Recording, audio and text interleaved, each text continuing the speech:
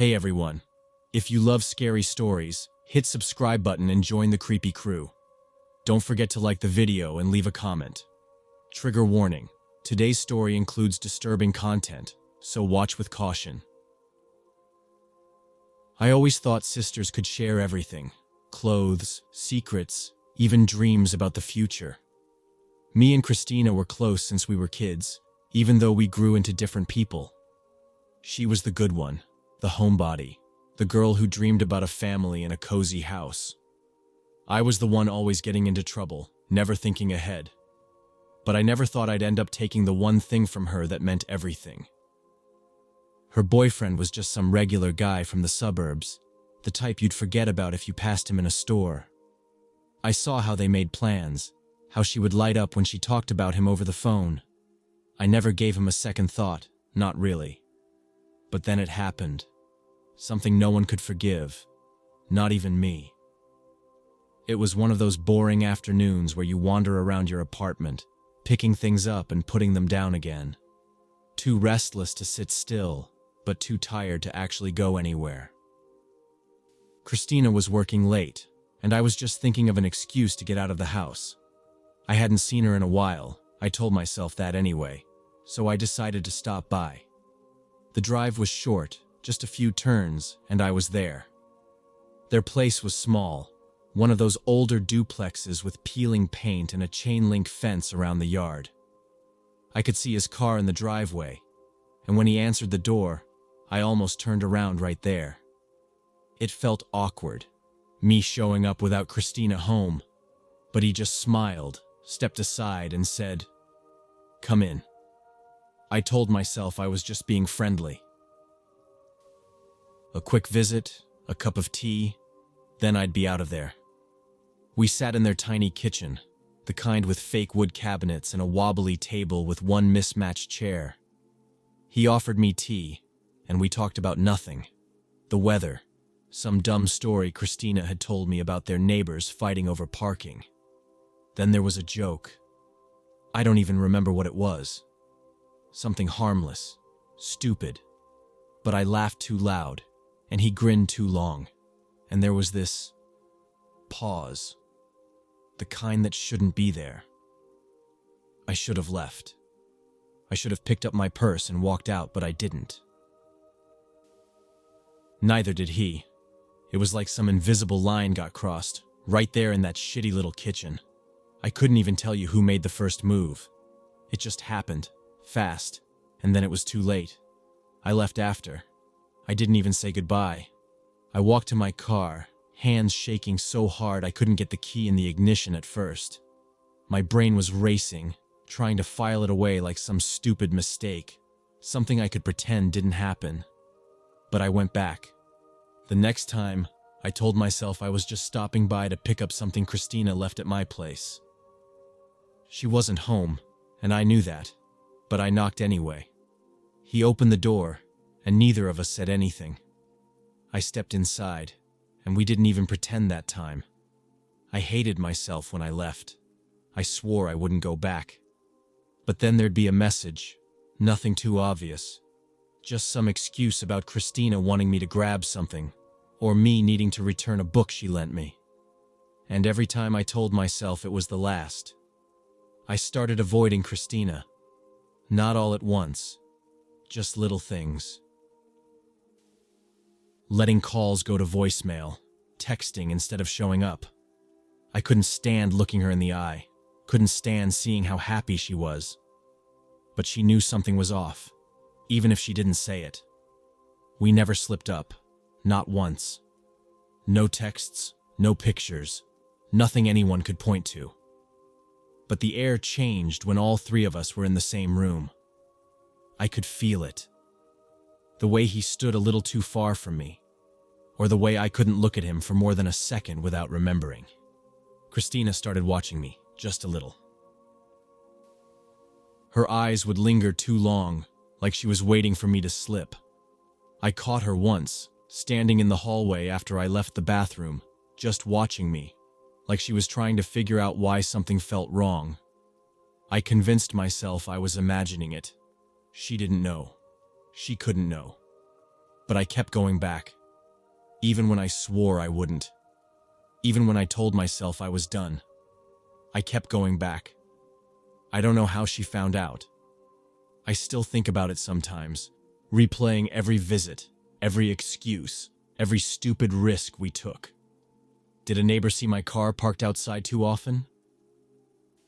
Did he slip up and say something in his sleep? Or maybe Christina just knew. The way sisters sometimes know things without anyone telling them. It was a Thursday evening when it all blew up. I remember because I was sitting on my couch, trying to watch TV, but I couldn't focus. My phone buzzed, and it was Christina, saying she'd be home early and wanted to know if I wanted to come over for dinner. I told her I wasn't feeling well. That was my go-to excuse by then. Tired, headache, busy with work. An hour later, I got this tight feeling in my stomach. I don't know why, but I stood up, grabbed my keys, and drove over anyway. Not to see her, to see him. To tell him, finally, that it was over. But her car was already there when I pulled up, parked crooked in the driveway like she'd slammed on the brakes and jumped out. The front door was wide open. I could see her through the window, standing just inside, her back to me. She had her phone in one hand, shaking so hard I could see it from the sidewalk.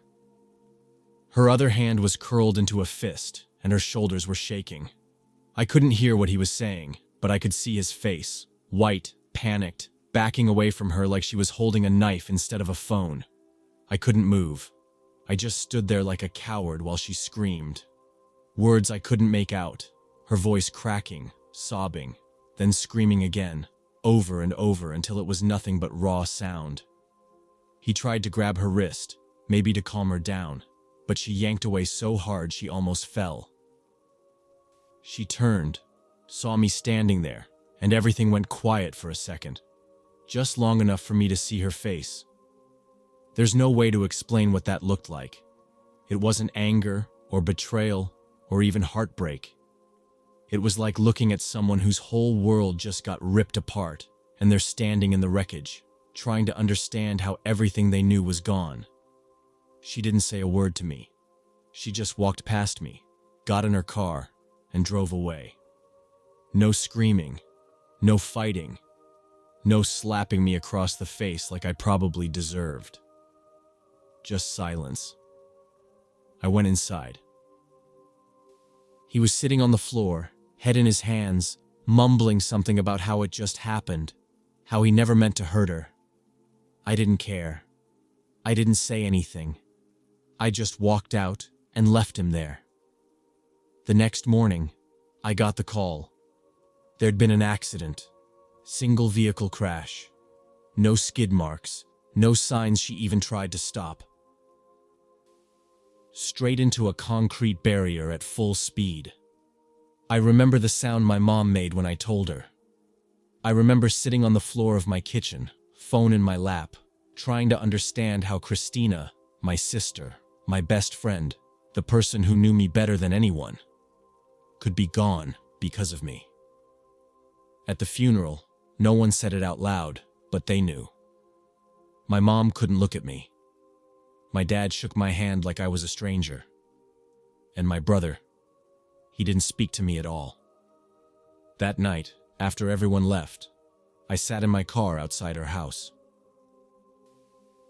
His house. I could see the light in the living room, the shadow of him moving back and forth. I don't know why I stayed. Maybe I thought I deserved to see him fall apart too. Around midnight, my brother's car pulled up. I didn't know he was coming. He didn't knock, didn't ring the doorbell. He just walked right up to the porch and waited. It took him a long time to open the door. When he did, my brother didn't say a word. He just stood there, holding a baseball bat down at his side. I thought maybe they would talk, that my brother would ask him what happened, why, how. But he didn't. The first hit landed square in his chest, knocking him back into the house. I could hear the air leave his lungs even from where I was sitting. I should have looked away. I should have done something, called someone, anything. but I just sat there. I didn't see all of it. Just enough. Enough to know that when my brother finally walked out, bat hanging from his hand, knuckles scraped raw, there wasn't going to be any coming back from this. He didn't look at me. He just got in his car and drove off like nothing happened. I stayed there a little longer, long enough to see the lights go out, long enough to hear the sirens coming in the distance. They found him in the morning, but by then, it was already over. Christina was gone. Her boyfriend was dead. My brother was arrested. And me. I was the last one left. I wasn't a sister anymore. Not a daughter. Not even a person, really. Just this empty thing walking around, trying to figure out how I was supposed to live with the fact that I'd destroyed everyone I loved. Sometimes I look at old photos, the ones where Christina and I are standing side by side, arms around each other, smiling like nothing could ever touch us. I try to remember what it felt like to be her sister, to be someone worth loving. But all I see now is the space where she used to be. And I know there's no way to fix that.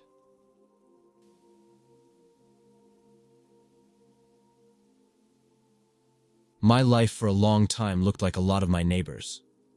We lived in a regular 2-story house, nothing fancy, just the usual brick with a small patch of lawn out front that never looked as green as the neighbors. But I stopped caring after a while. I worked as a manager at a small company that sold office supplies to local businesses. It wasn't a dream job or anything, but it paid steady, and I was good at it. My husband worked in transportation, some kind of logistics role he never really explained in detail. He left early, came home late, and most days I was too tired to ask more than how his shift went. We had our daughter pretty young, and now she was 10, going on 11. She was obsessed with dance, ballet, hip-hop, anything that meant she could wear glittery costumes and stand on stage in front of clapping parents. I didn't mind. I bought her whatever shoes, costumes, or lessons she wanted, even if it meant skipping my own shopping trips. Weekends were family time. We'd go to the mall together, my husband usually tagging along without much interest, scrolling his phone while my daughter ran ahead to pick out books and coloring sets. Clothes shopping for her was one of the few times she acted like a normal kid instead of some mini celebrity in her own head, standing in front of the mirrors, turning side to side, asking me if purple or blue looked better. I paid the nanny to cover evenings when work got busy, or my husband was stuck somewhere with traffic or overtime.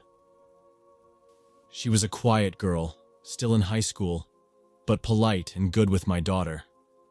It felt like a normal rhythm, not exciting, but stable, and I figured we'd keep moving forward like that.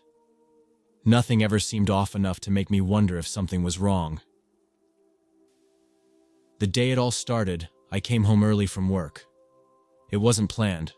One client canceled last minute, so I figured I'd surprise everyone, and maybe we could have an early dinner together for once.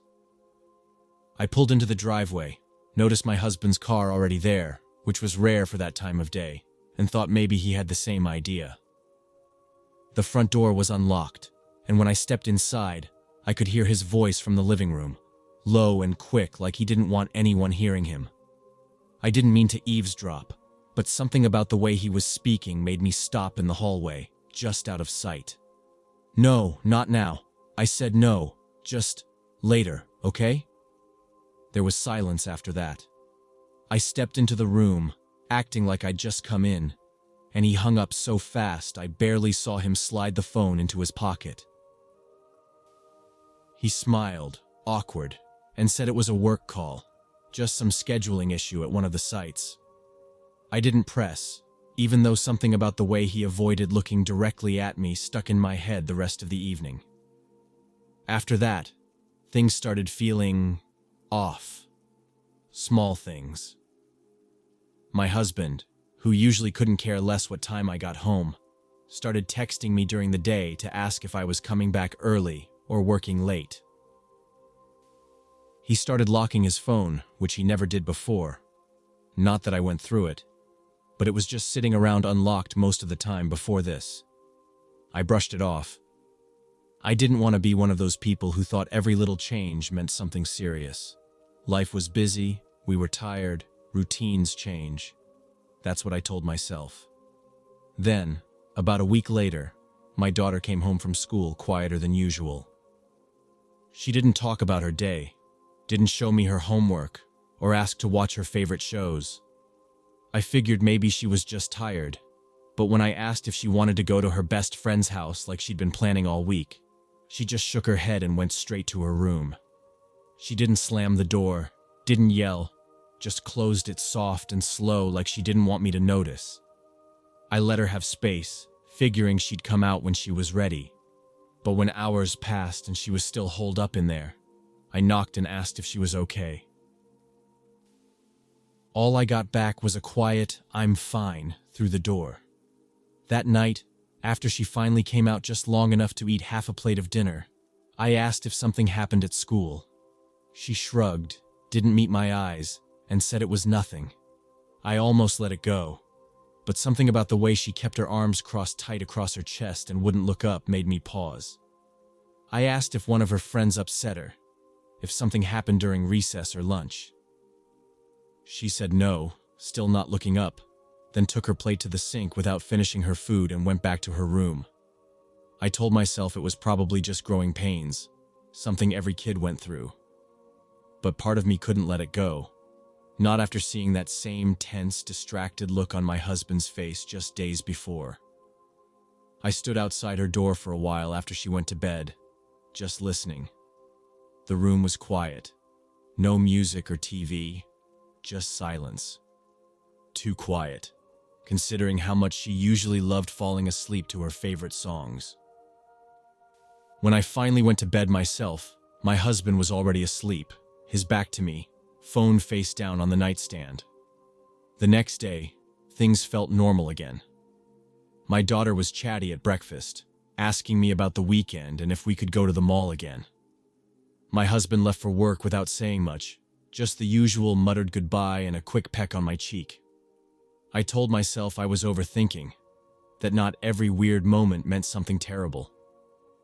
But then, the night after that, I came home late after a last-minute meeting, and my daughter was already in bed. I checked on her before I went to my room, just a quick peek in case she was still awake. She wasn't. She was curled up on her side, facing the wall, the way she always slept when something was bothering her. I stood there for a moment, about to pull the door closed, when I noticed her favorite stuffed animal, a floppy brown bunny she'd had since she was 2, lying on the floor near the closet instead of in bed with her. I picked it up and set it next to her pillow, but she didn't stir. As I backed out of the room, I caught my husband watching me from the hallway, just standing there in the dark, half in shadow, his face blank. When I asked why he was up, he just said, "Couldn't sleep," and went into the bathroom without another word. One night, not long after, I couldn't sleep either. I kept turning over, my mind stuck on all these little things that hadn't seemed important at first. The phone calls, the way my husband avoided my eyes, the way my daughter had been acting so closed off. It felt like I was missing something right in front of me, like a word on a page you keep rereading but somehow can't understand. It was close to 3 in the morning when I finally gave up and went to the kitchen for water. As I walked past my daughter's room, I paused. There was a soft sound, faint, but in the silence of the night, it stood out. I leaned closer to the door, listening. It was crying. Not loud sobs, just these quiet, choked little gasps, like she was trying so hard to keep it in. I stood there for a minute, frozen, because I didn't know what to do. I felt like if I went in, I'd scare her or make it worse. Eventually, I knocked gently, but the crying stopped immediately, and there was no response. I didn't want to push, so I whispered through the door that I loved her and went back to bed.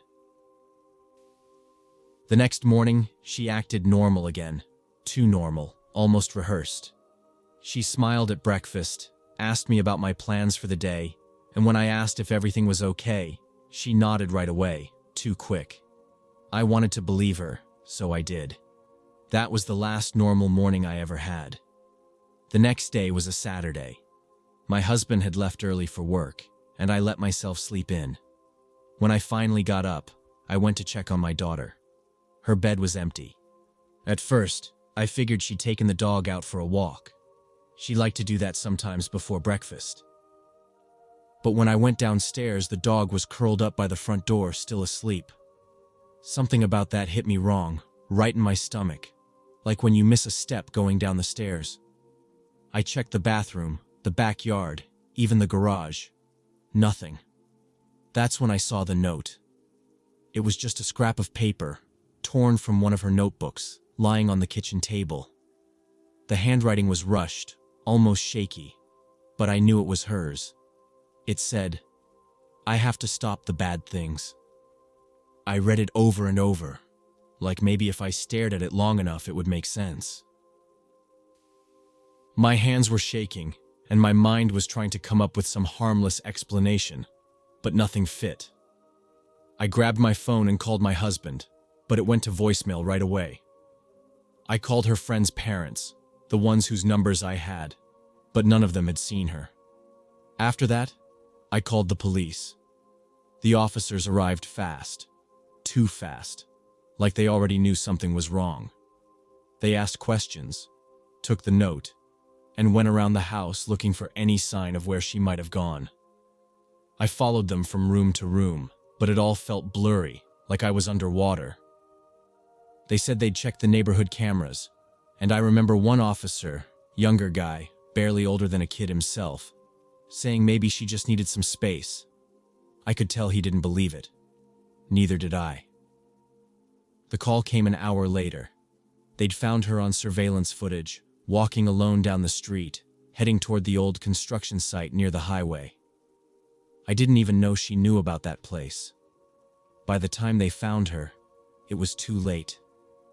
They didn't let me see her. They said it was better that way, but I knew what they really meant. Whatever she had done to herself, they didn't want me to remember her like that.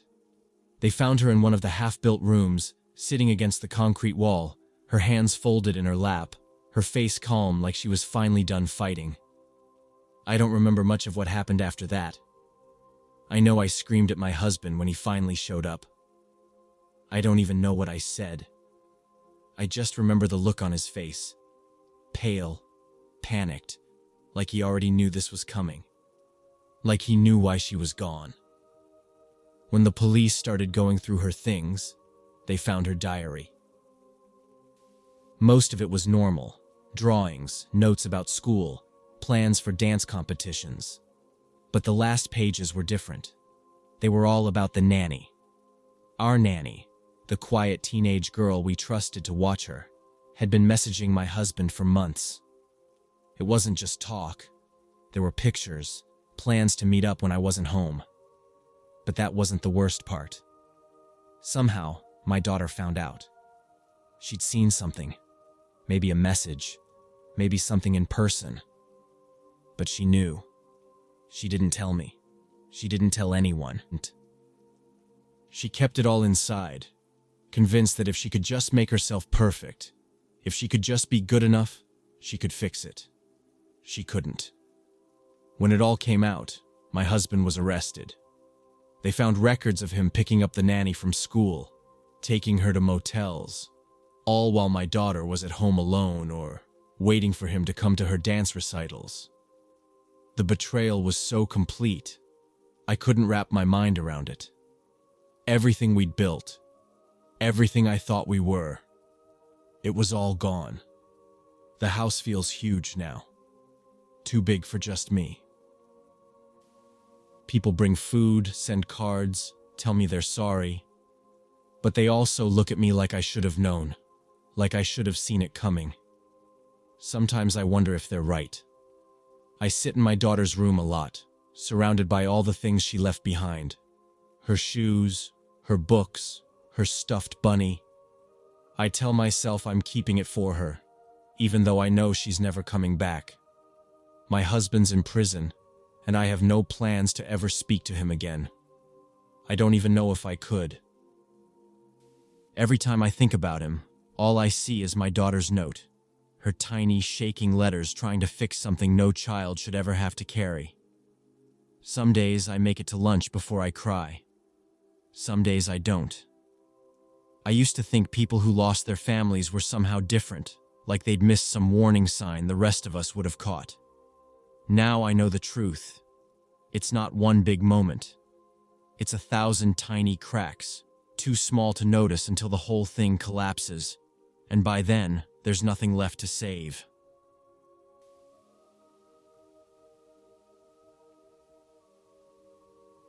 I've always been the kind of person people describe as calm.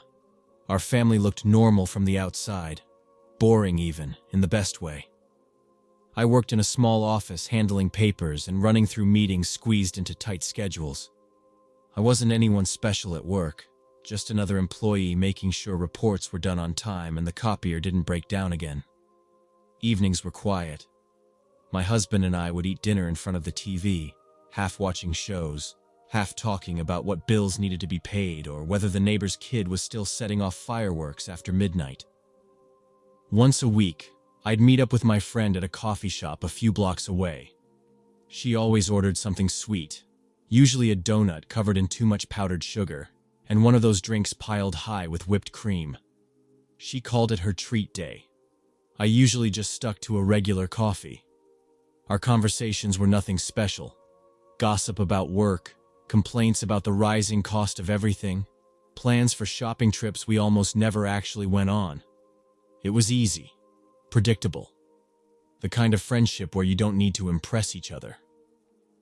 We'd known each other for years, long before I got married, so it felt natural having her over sometimes for dinner or hanging out in the backyard with my husband. She was comfortable in my house, maybe too comfortable. I never thought much of it at first. She knew where the extra glasses were, would help herself to snacks without asking, things like that.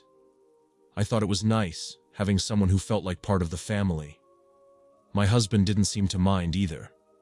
That's how things were for a long time. Work, dinner, coffee dates, backyard hangouts. It all felt settled, like my life was locked into place, and I was fine with that. No drama, no big surprises. Just normal, quiet days blending into each other. Then I started noticing things, small things that didn't seem important on their own. The way my husband and my friend would glance at each other when we were all outside together. It wasn't long or obvious, just quick little flicks of their eyes, like they were sharing some inside joke I wasn't part of. It's the kind of thing you only catch if you're looking for it, and at first, I wasn't. It was during one of our regular backyard evenings, the three of us sitting around the patio table, the citronella candle flickering between us. I was talking about something, work, I think, and I caught it. A look. Just half a second. His eyes shifted to hers, and hers darted back like a reflex. It was so fast I could have convinced myself I imagined it. But once you see something like that, you start noticing more. I told myself I was overreacting. They were just comfortable around each other, that's all. She'd been my friend forever, and my husband wasn't the type to do anything stupid. I reminded myself of all the times we'd been together, the three of us, laughing over burnt burgers or sharing a bottle of cheap wine. There was no reason to doubt either of them, but it stuck in my head anyway. That little flash of a glance, the way her laugh got softer when he was the one making a joke. None of it was proof of anything, just enough to make me feel off balance. One night, she stayed over later than usual. My husband had gone to bed, but we were still sitting in the living room, half watching some reality show neither of us cared about. I was tired, but she kept talking, her feet tucked under her like she lived there. I got up to grab some water, and when I came back, I saw it. Her hand. It was just for a second, barely even a touch, but it was there. Her fingers brushing his shoulder as she passed by him on her way to the bathroom. It was the kind of touch you don't even think about, unless you're looking for it. And I was. It could have been nothing. I stood there, frozen, trying to decide if I was crazy or if I'd actually seen what I thought I did. By the time she came back and flopped onto the couch, I'd convinced myself it didn't matter. It was a touch, nothing more. I was tired, stressed from work, imagining things that weren't there. I went to bed that night telling myself I was being paranoid. But once that thought settles into your head, it's hard to shake. Every time I saw them together after that, it was like I couldn't look away. Every glance, every casual touch, every shared laugh felt too close, too familiar. I distracted myself the only way I knew how. Cleaning, cooking, making lists of things we needed from the store. I buried myself in normal chores, trying to drown out the nagging voice in the back of my head. As long as I kept moving, I could pretend everything was fine. Some days, it worked. Other days, it felt like I was holding my breath, waiting for something I couldn't name. I started paying closer attention, not in a dramatic way, just little things. When she texted me, I'd glance at the time to see if he was home. If she asked to come over, I'd notice whether he seemed too eager or too casual. I wasn't looking for proof, exactly. I just wanted to feel normal again. To convince myself I was imagining everything. The worst part was that they never did anything obvious. There were no secret phone calls or missing hours. Nothing I could point to and say, "There, that's proof." It was just a feeling, a slow-building sense that something was off in my own house. I told myself I was tired. Work had been hectic, and I wasn't sleeping well. It was probably stress, making me see things that weren't there. I wasn't the jealous type. I never had been. But I couldn't stop watching them. It all stayed at that low hum for weeks. Glances, touches, little moments that felt too intimate to ignore but too small to confront. I told myself I was imagining things over and over until I almost believed it. But the feeling never fully went away. It settled under my skin, making me second-guess every smile, every laugh, every moment the three of us spent together. I wanted to trust them. I wanted to believe nothing was wrong. So I kept quiet. I told myself I was being paranoid. I filled my days with work and chores and coffee dates. I acted normal. I smiled. I cooked dinner. I cleaned the bathroom. I washed the sheets. I tried to convince myself that everything was fine. But every time I saw them together, I felt that same quiet, sinking dread. Like I was the only one who didn't know the rules of the game we were playing. I tried to bury it under routine, under normalcy. I convinced myself I was imagining it all, right up until the moment her hand brushed his shoulder, and I couldn't unsee it anymore. I got off work a little earlier than usual that day. My manager said I'd been putting in too many extra hours, told me to go home and rest. It wasn't even a full hour early, but the sun was still up when I pulled into the driveway, which already felt strange. Usually, I came home to the house dim, my husband half asleep on the couch or messing with his phone. I unlocked the front door, stepped inside, and right away, something felt wrong. It wasn't anything obvious, just off. Too quiet, like the house was holding its breath. I stood there for a second, listening. I could hear the fridge humming, the clock ticking. Then something else. Soft rustling from the back of the house. I didn't call out. I don't know why. Maybe I didn't want to hear his voice answer. My palms were already sweating by the time I made it halfway down the hall. I paused outside the bedroom door, fingers hovering over the handle. It was open just a crack, enough that I could hear the sound of sheets moving, the faint squeak of the mattress. I pushed the door open. There they were, my husband and my best friend, tangled up in our bed. They didn't jump apart, didn't scramble to cover themselves. They just stared at me. He looked annoyed, like I'd interrupted something. She barely even reacted, just lay there, her head propped on her hand, watching me with this blank expression I'll never forget. I didn't scream. I couldn't. My whole body felt like it was moving through wet cement, heavy and slow, my ears ringing so loud I couldn't hear my own breath. I don't know how long I stood there before my voice finally worked. "What the hell is this?" My voice sounded strange, thin and shaky. Neither of them answered right away. My husband sat up, grabbed his pants off the floor like this was just some awkward misunderstanding. "You weren't supposed to be home yet," he muttered. That's all he said. Like that made it better.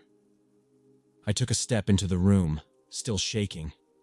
My hands were balled into fists, nails digging into my palms hard enough to hurt. "How long?" I asked. My friend sat up too, pulling the sheet around her like that made her less exposed. "Does it matter?" she said, voice flat, not even embarrassed. "Just bored." I don't remember grabbing the glass from the nightstand. I only remember the way it felt when I threw it, the weight leaving my hand, the sharp crack as it hit the wall, shards raining down onto the floor. That's when I started yelling. I don't even know what I said. Bits and pieces come back sometimes. Accusations and curses all tangled together. They didn't even argue. They just sat there, watching me like I was the crazy one for not seeing this coming. Then she stood up. She didn't rush to leave, didn't look guilty or ashamed.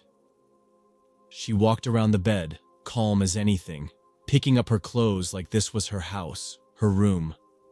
I stepped in front of her, blocking the door.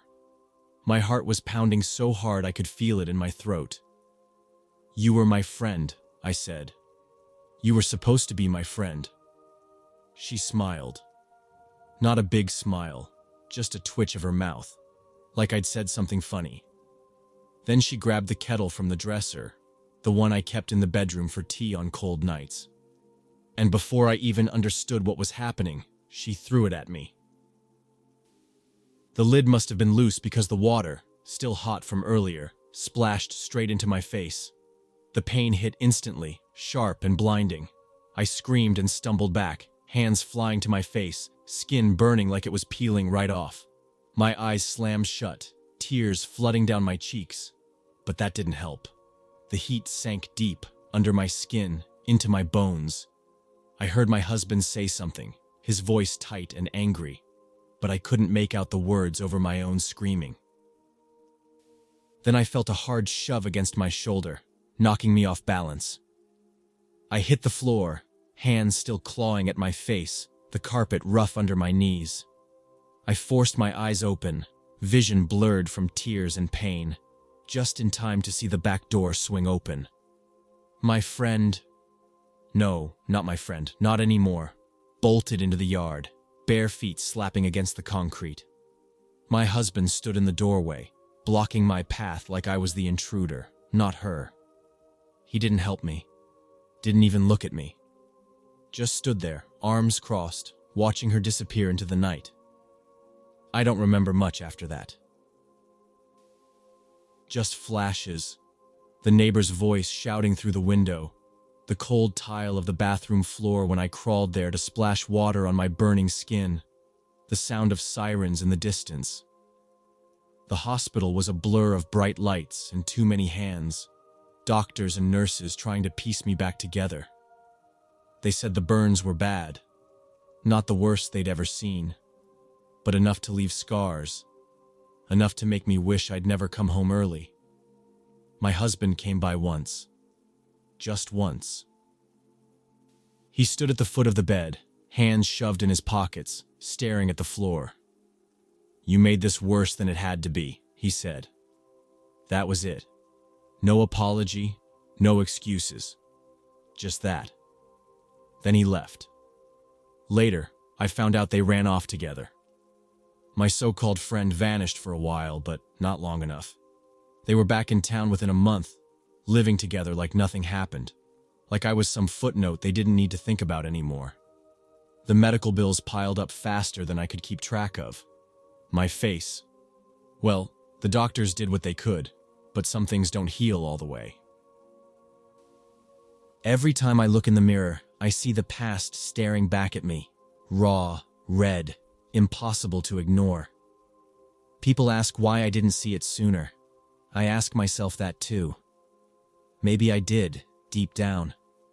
Maybe all those little glances and touches were just cracks in the foundation I didn't want to admit was crumbling.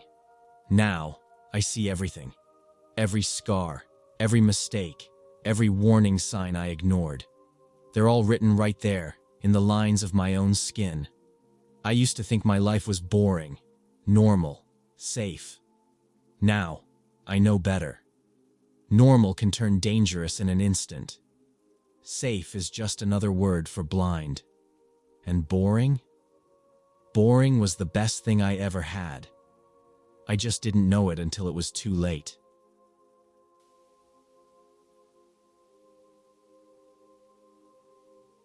I knew this woman for a long time.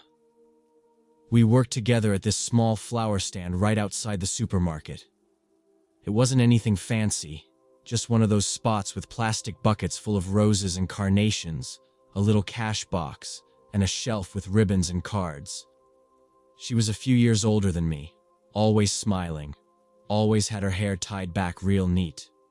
She wasn't the type to overshare, but after a few months working side by side, we got used to talking about all sorts of things, mostly everyday stuff. Groceries, weird customers, what was on sale at the store. She was married, wore her ring every day, and spoke about her husband like he was just part of the background. No big love story, no big complaints, just the man she lived with, paid bills with. Once, when we were stuck inside the stand during a thunderstorm, she admitted they didn't really feel like a couple anymore, more like roommates. She didn't sound bitter, just tired, like it was what it was. Sometimes after work, she'd invite me over to her place for tea or whatever snacks we grabbed from the store. She had this tiny living room, barely enough space for a couch and a little coffee table covered in old magazines. We'd sit there, eat chips straight from the bag, and talk about nothing until it was time for me to catch my bus. Then one day, out of nowhere, she mentioned she met someone. Just slipped it into the conversation like she was talking about trying a new shampoo. She didn't say much, just that this guy seemed to listen better than her husband ever did, and he made her feel like someone actually cared what she had to say. I didn't press for details. It wasn't really my business. But I noticed after that, she started humming at work. She'd smile at her phone when she thought nobody was looking. She was still the same, but it was like someone had switched a light on inside her. It didn't take long before she told me she was spending more time at this guy's apartment. At first, she called it visiting. Then she started keeping some clothes there. One day, she just casually said she'd been staying there most nights. It was all moving faster than I expected, but she wasn't hiding it. She said her husband knew something was up, but she hadn't officially left yet. No papers, no big fight. Just this quiet drift away from the life she had, into something new. We still talked all the time. I'd get calls from her on my lunch break or right before bed. She'd tell me about how they were fixing up the new place, buying curtains together, picking out dishes.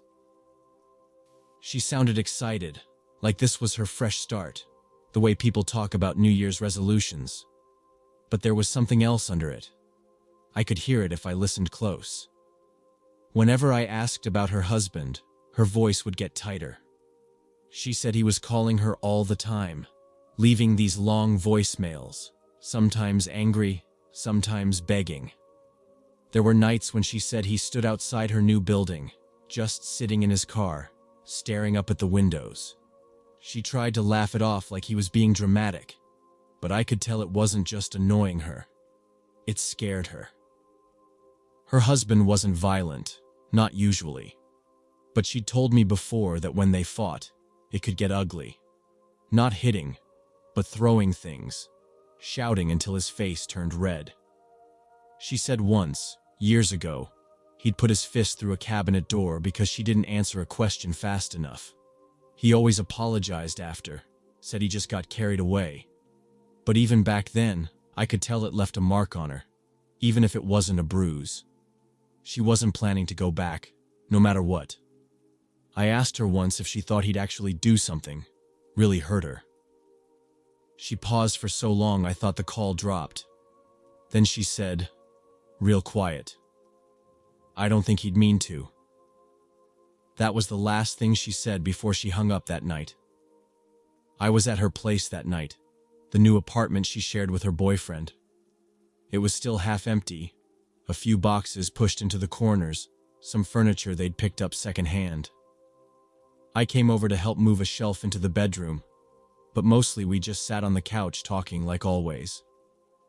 Her boyfriend was there too for a while, but then he left to grab pizza.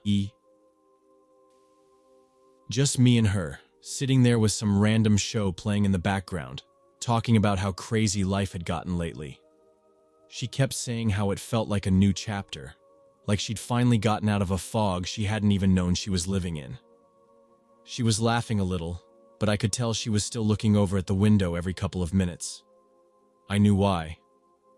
Her ex had been hanging around the building again. We didn't talk about it, but we both felt it, like there was something heavy sitting between us the whole time. We were talking about something stupid, I don't even remember what, when there was this sharp sound from the kitchen. It wasn't loud at first, just like glass shifting or something. I thought maybe the boyfriend had come back and was messing with the door. Then the sound got louder, and suddenly the window shattered inward. Glass sprayed across the floor, into the sink, onto the counter. Before I could even process what was happening, I heard a scream. Not from her, but from outside. Then footsteps. Then him.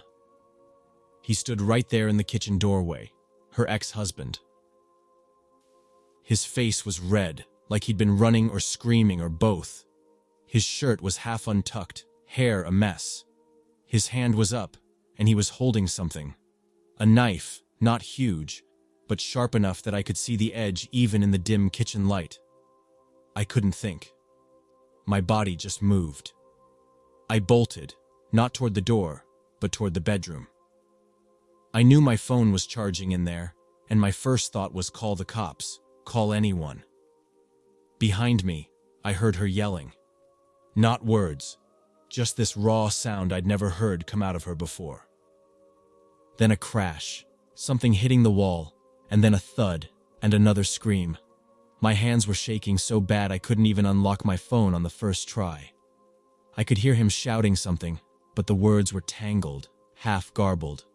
Her voice cut through once, just screaming, "Stop," over and over until it didn't sound like a word anymore. I finally got the call through, but before I could even say anything, I heard something hit the floor hard, like a body, heavier than the other sounds. The dispatcher was talking, asking me what was happening, but I couldn't answer.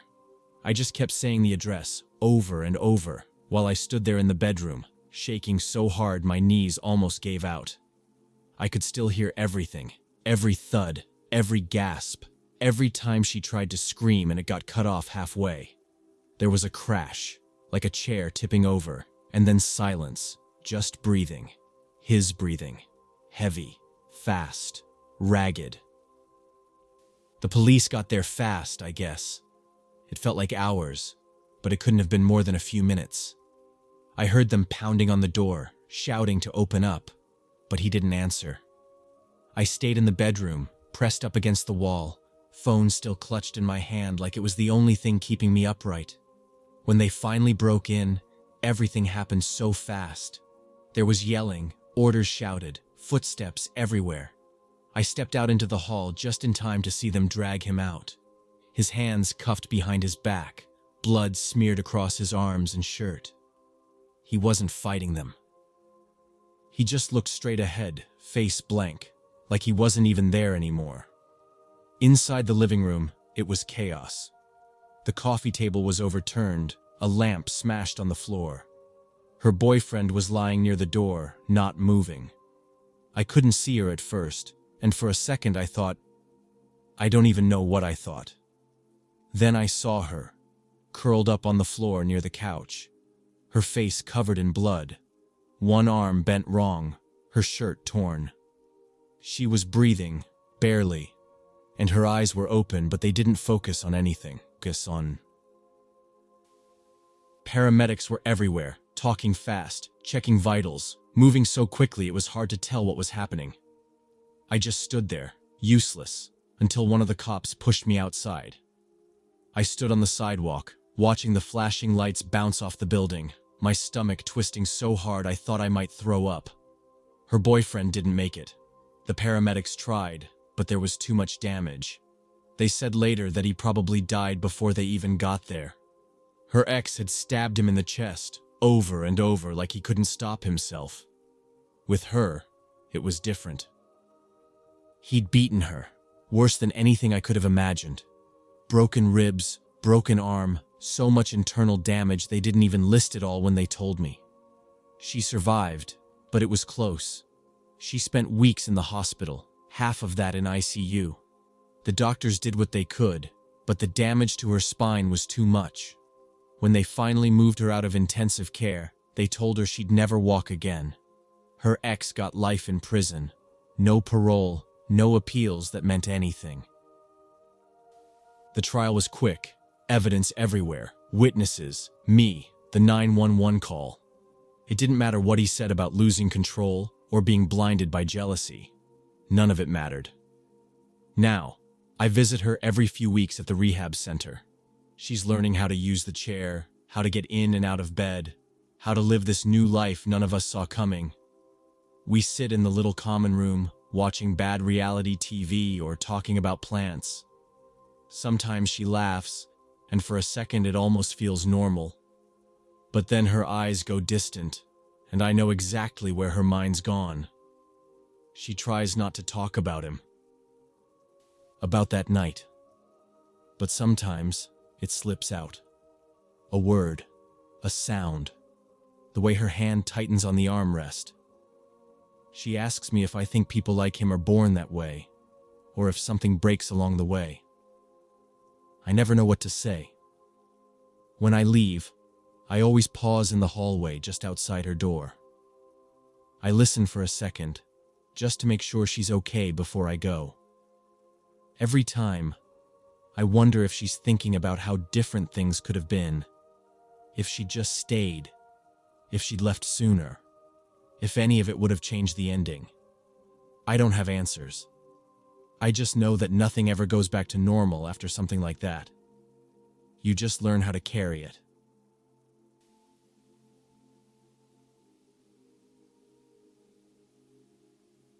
I'm used to always being on the road, moving from town to town. That's just part of the job when you work as a sales rep, especially in my line of work. Small towns, sometimes a couple big cities, then back to the smaller places again. My car always smelled like fast food wrappers and hotel soap, no matter how much I cleaned it. Most days were just driving, calling clients, checking inventory, and filling out order forms in parking lots with bad cell service.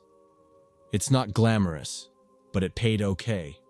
And after a few years, I didn't even think about the hours anymore. My girlfriend stayed home. She was close with her mom, so they spent a lot of time together, and she also worked part-time at a pharmacy nearby. It wasn't a career job, just something to help with bills. We didn't get to see each other much, maybe once or twice a month if I could swing it, but we talked every day. Calls, quick video chats, texts about what we ate for dinner or funny things we saw online. It was just our routine. It felt normal to me. I never doubted her, not seriously anyway. My friends would joke sometimes, especially after a few beers, saying stuff like, "Man, you're gone so much. I bet she's got some side guy." But I always brushed that off. It felt stupid to even think about. We'd been together for almost 4 years, and I knew her. Or at least, I thought I did. She wasn't like that. The last time I saw her before everything changed, we spent the weekend at my place. We ordered pizza, watched some dumb reality show she liked, and fell asleep on the couch. It was normal. Boring even. I left Monday morning like usual, kissed her goodbye at the door, and went back to the road. Just another week, same as always. A few weeks after that, I started feeling off. It was small stuff at first, a bit of a headache, some muscle aches. I figured it was from driving too much.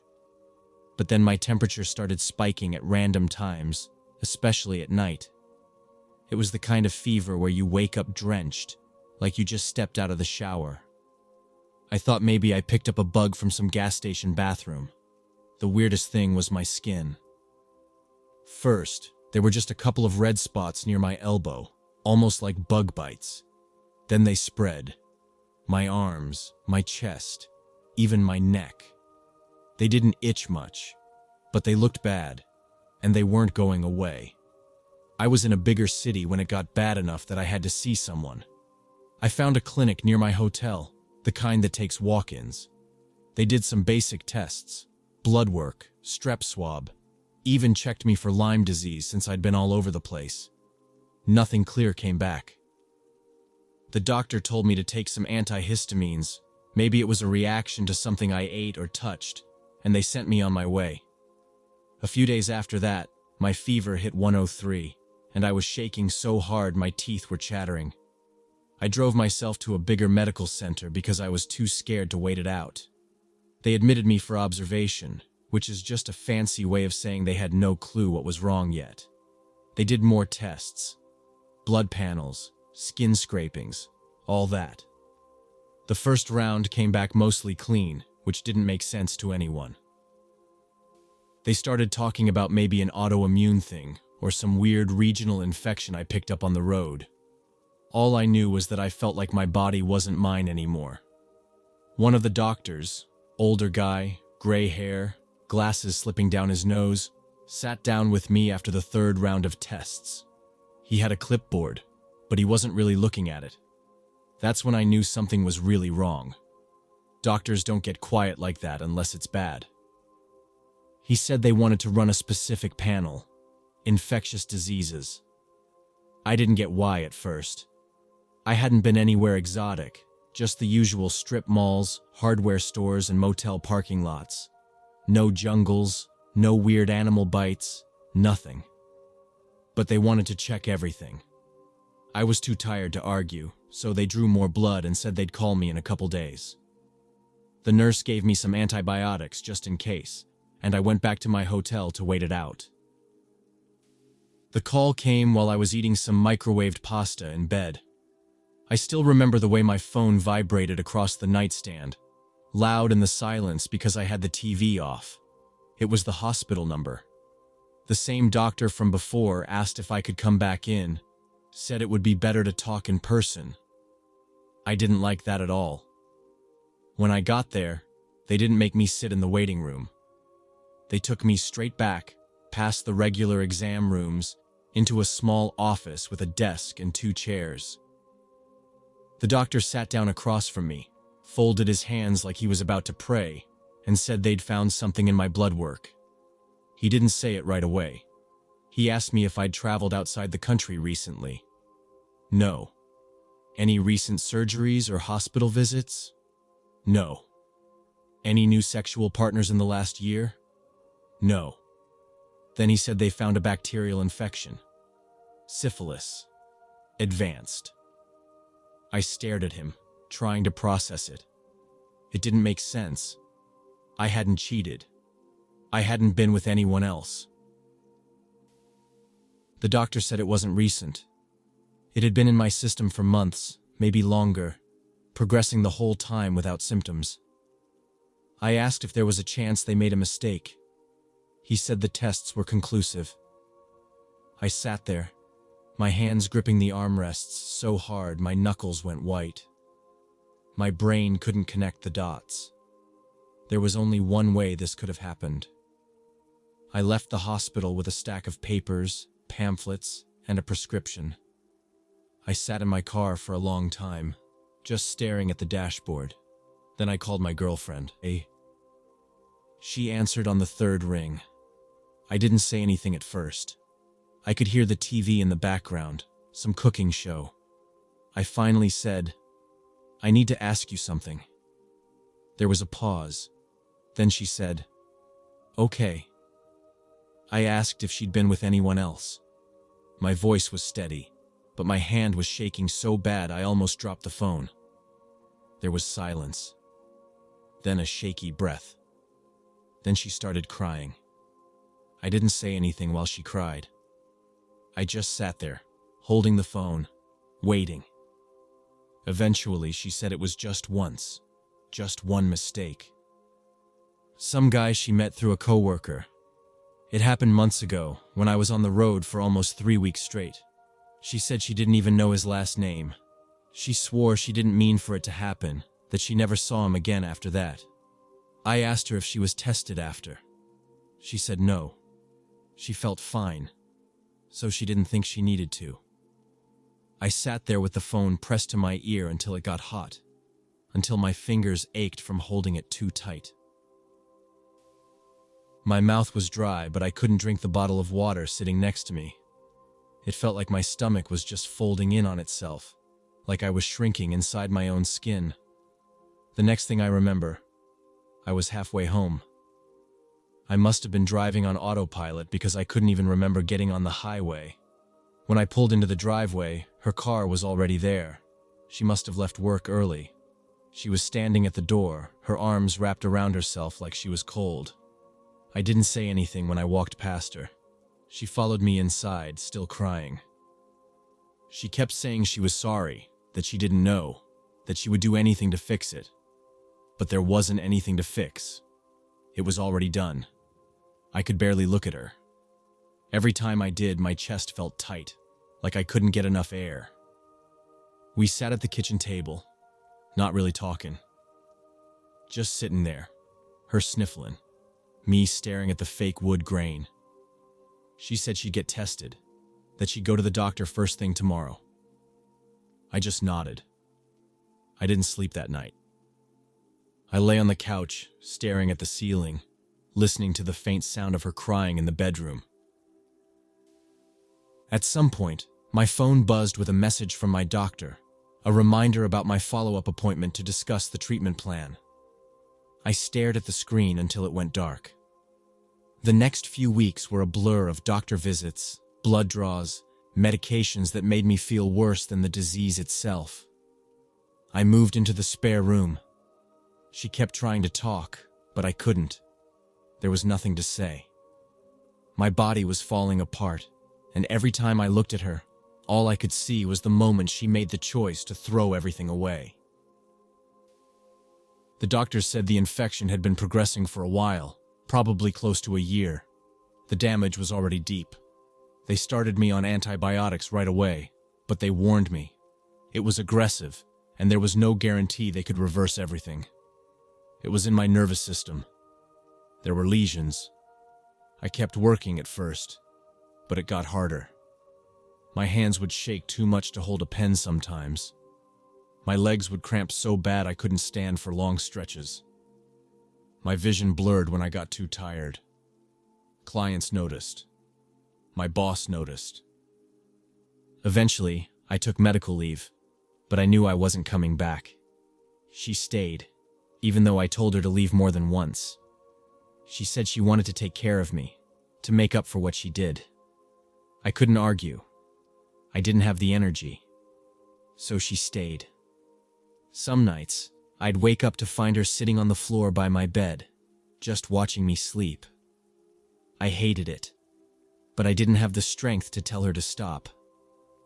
Maybe part of me needed her there, even if I didn't want to admit it. The doctors tried different medications, different combinations, but my body wasn't responding the way they hoped. The damage was too advanced. The word palliative came up for the first time after one of my follow-ups. They didn't say terminal outright, but they didn't have to.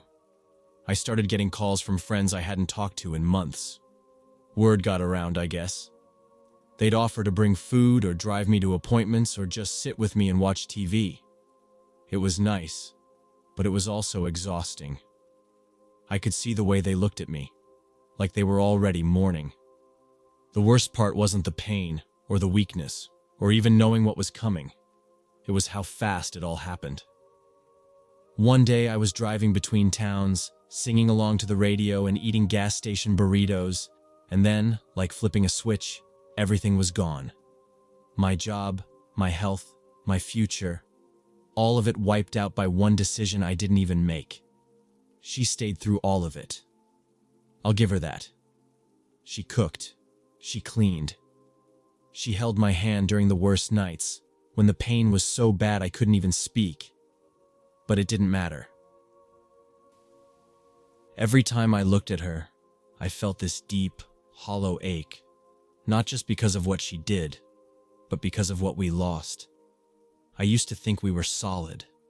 I used to think we had something other people envied, a relationship that could survive anything. But we couldn't even survive each other. There's no big ending to this. No dramatic final confrontation. I'm just here, getting weaker by the day, knowing that my time is running out. Knowing that my life, the life I thought I was building, ended months ago, with a decision I never even knew was made. She still cries sometimes when she thinks I'm asleep. I don't comfort her. I don't have the energy. The scariest part isn't dying. It's knowing how close I came to never knowing. How easy it is for your whole world to shift without you even realizing it. I used to think the worst thing in life was being alone. I was wrong. The worst thing is laying next to someone who loves you and knowing they're the reason you're dying.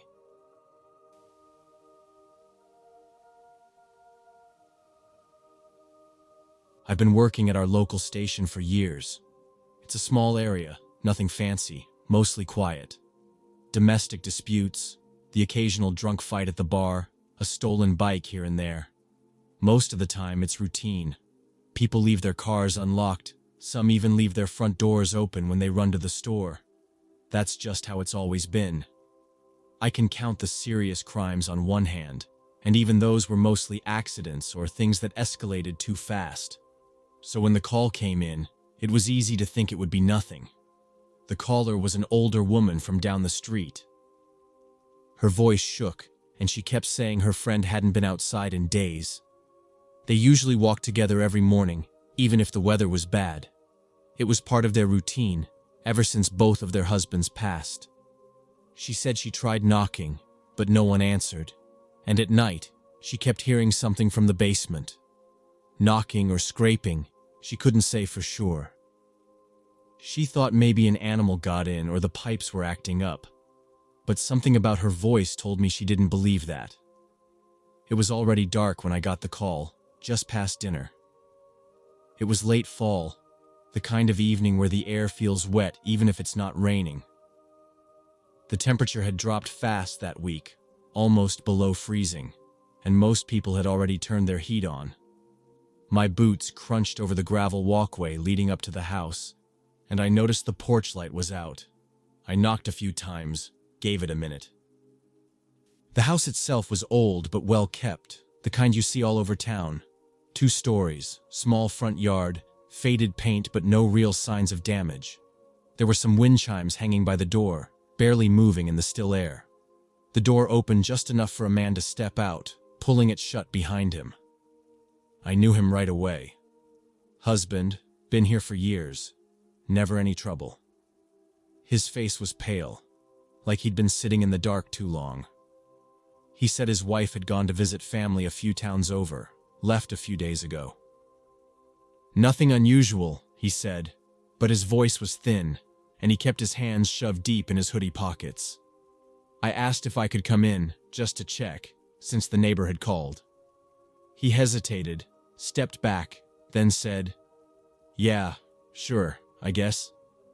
He was blocking part of the hallway, standing too close to the coat closet like he didn't want me near it. I noticed his fingers tapping inside his pocket, like his hands couldn't stay still. Inside, the house was colder than I expected. The heat was on, but it was set low, barely taking the edge off. A faint smell hung in the air, something damp and sour, like old laundry left too long. I asked if I could take a quick look around, just to ease the neighbor's mind. He kept saying his wife wasn't home, nothing to see, but his voice didn't match his face. He looked like someone waiting for bad news, but not sure when it was coming. When I stepped toward the back of the house, he moved fast, trying to block a door at the end of the hall. It was small, painted the same color as the wall, easy to miss if you weren't looking. His hand was already on the latch when I reached it. I asked him directly, "What's behind the door?"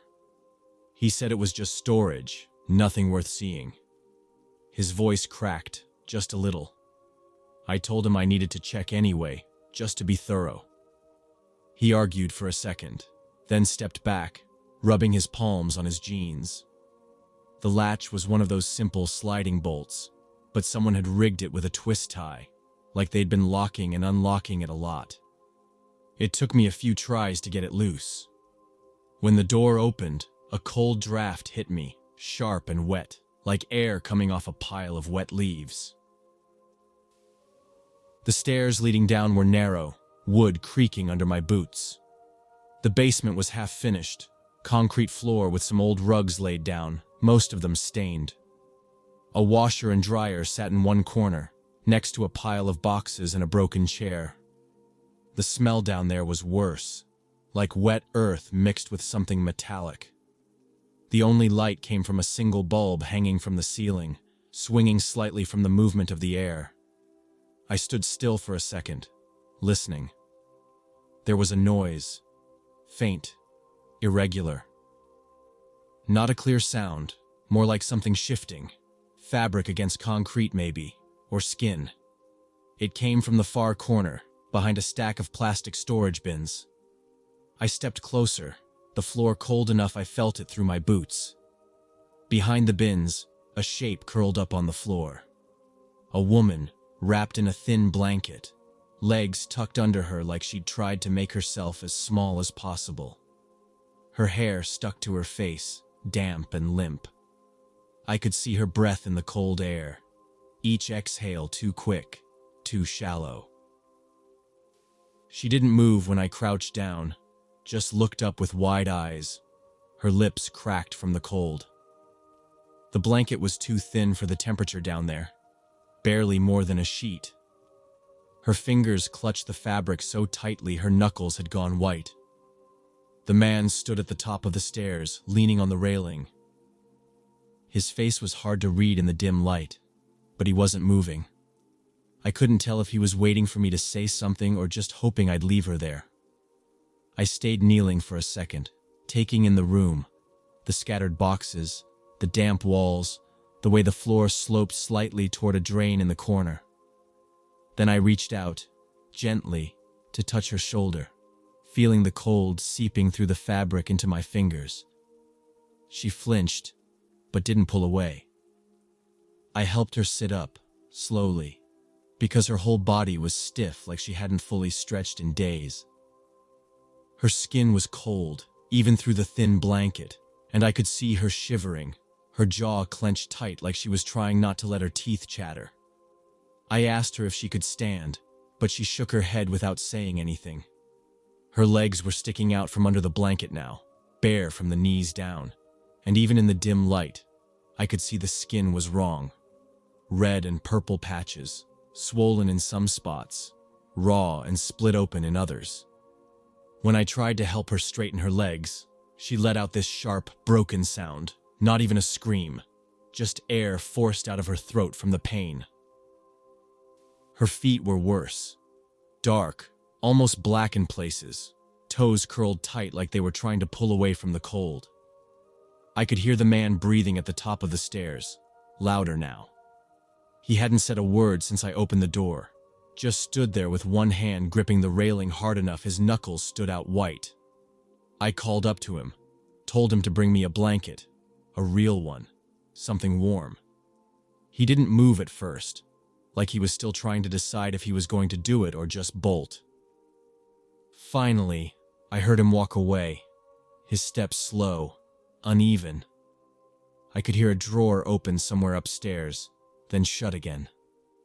While I waited, I pulled off my own jacket and draped it over her shoulders. She barely reacted, just kept staring at the floor. When he came back, he had a fleece blanket, probably pulled off the couch. He stood at the top of the stairs, holding it like he wasn't sure if he should come down or just toss it to me. I went up a few steps and took it from him. His hand was shaking when I got close, and for the first time, I could smell the sweat on him, sour and sharp, cutting through the cold air. I wrapped the blanket around her, trying to be gentle, but even the soft fabric made her flinch. I told her I was going to call an ambulance, that she needed a doctor right away. She nodded once, and I could see tears in her eyes, but she never actually cried. The man was still standing there when I called it in. I gave my location, told dispatch we had a possible case of severe hypothermia and frostbite, and requested backup. He didn't argue, didn't try to stop me. I think by then he knew there was no way out of it. By the time the paramedics got there, her breathing was slowing down, like her body was giving up the fight to stay warm. They checked her vitals, wrapped her in thermal blankets, and carried her out on a stretcher. Her husband stood in the doorway, watching them load her into the ambulance. He didn't ask if she'd be okay. At the hospital, the doctor said the frostbite was bad, worse than I realized at first. Both her feet were damaged beyond saving, and some of the tissue up her legs was dying too. They said they'd have to amputate both legs below the knees. There was no other option if they wanted to save her life. She was conscious when they told her. I wasn't there for that, but one of the nurses said she just nodded, same way she'd nodded at me in the basement, like she already knew. The investigation moved fast after that. I took the initial statement while she was still in the ER, her voice so hoarse I had to lean in to hear her. She said it started after he found messages on her phone. Innocent stuff, mostly, but enough to make him suspicious. He thought she was cheating. She swore she wasn't, but it didn't matter. He told her he needed time to think, told her to sleep in the basement for a night or two. At first, she thought he was just upset, needed space. But then he took her phone, locked the basement door from the outside, and turned off the heat. He'd throw down food once a day, but only cold stuff, a piece of bread, maybe a can of something if she was lucky. She begged him to let her out, promised she wasn't seeing anyone, but he just ignored her. When the temperature dropped, she tried to wrap herself in anything she could find, but the cold kept seeping in. The basement windows were old and drafty, and there was a crack near the door where the wind slipped through. He'd come down sometimes just to check on her. Never said much. Sometimes he'd stand there for a minute, staring, then go back upstairs and lock the door again. She stopped asking after a while. When they arrested him, he didn't fight. He told us he never meant for it to go that far, that he just wanted to scare her, to make her understand how it felt. He thought a night or two in the cold would be enough. But then he got used to the silence, to having the house to himself. Every day it got easier to leave her down there. The court didn't buy any of it. They charged him with aggravated assault, unlawful imprisonment, and a handful of other charges. His lawyer tried to argue it was temporary insanity, but there was too much evidence, too much planning, too much intent. He was sentenced to over 20 years. She survived, but her life would never be the same. I saw her once, a few months later, at a rehab center. She was in a wheelchair, learning how to use prosthetics. Her hands were still thin, her skin still pale, but there was something harder in her eyes now. The house went up for sale not long after. The neighbors still talk about it, whisper about the woman who spent a week locked in her own basement while her husband pretended she didn't exist. Every time I drive past that street, I see that house, and I remember the smell of that basement, the cold in the air, and the way her legs looked under that thin blanket. I've seen a lot of things on this job, but nothing sticks with me the way that does. Sometimes at night, when I can't sleep, I hear the sound of her voice in my head. The way she asked me, barely above a whisper, "Is it over?" I told her yes. I'm still not sure if I was telling the truth.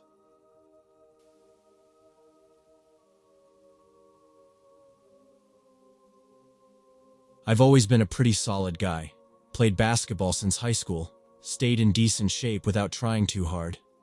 My girlfriend, on the other hand, wanted to get more serious about working out, so she signed up at this gym everyone in town was talking about. They had all the newest machines, classes, personal trainers, the whole deal. I thought it was a good idea, figured it would keep her motivated and help with her mood, especially since she'd been pretty stressed with her design courses. We weren't living large or anything, just a small apartment on the edge of town. I was picking up shifts at a local auto shop, nothing fancy, but enough to keep us afloat. She was in school, and between her classes and my work, we didn't see each other much during the week. Things were fine, just the usual stuff couples go through when they're both busy.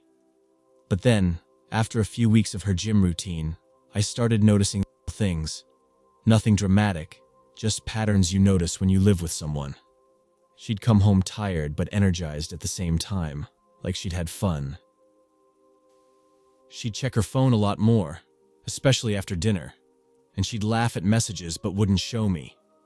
That's not something I'd normally care about. We weren't the type to snoop in each other's phones. But it was the way she'd angle the screen away from me, like she didn't even realize she was doing it. At first, I brushed it off.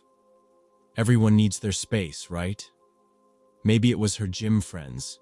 Maybe she was in some group chat about workout tips.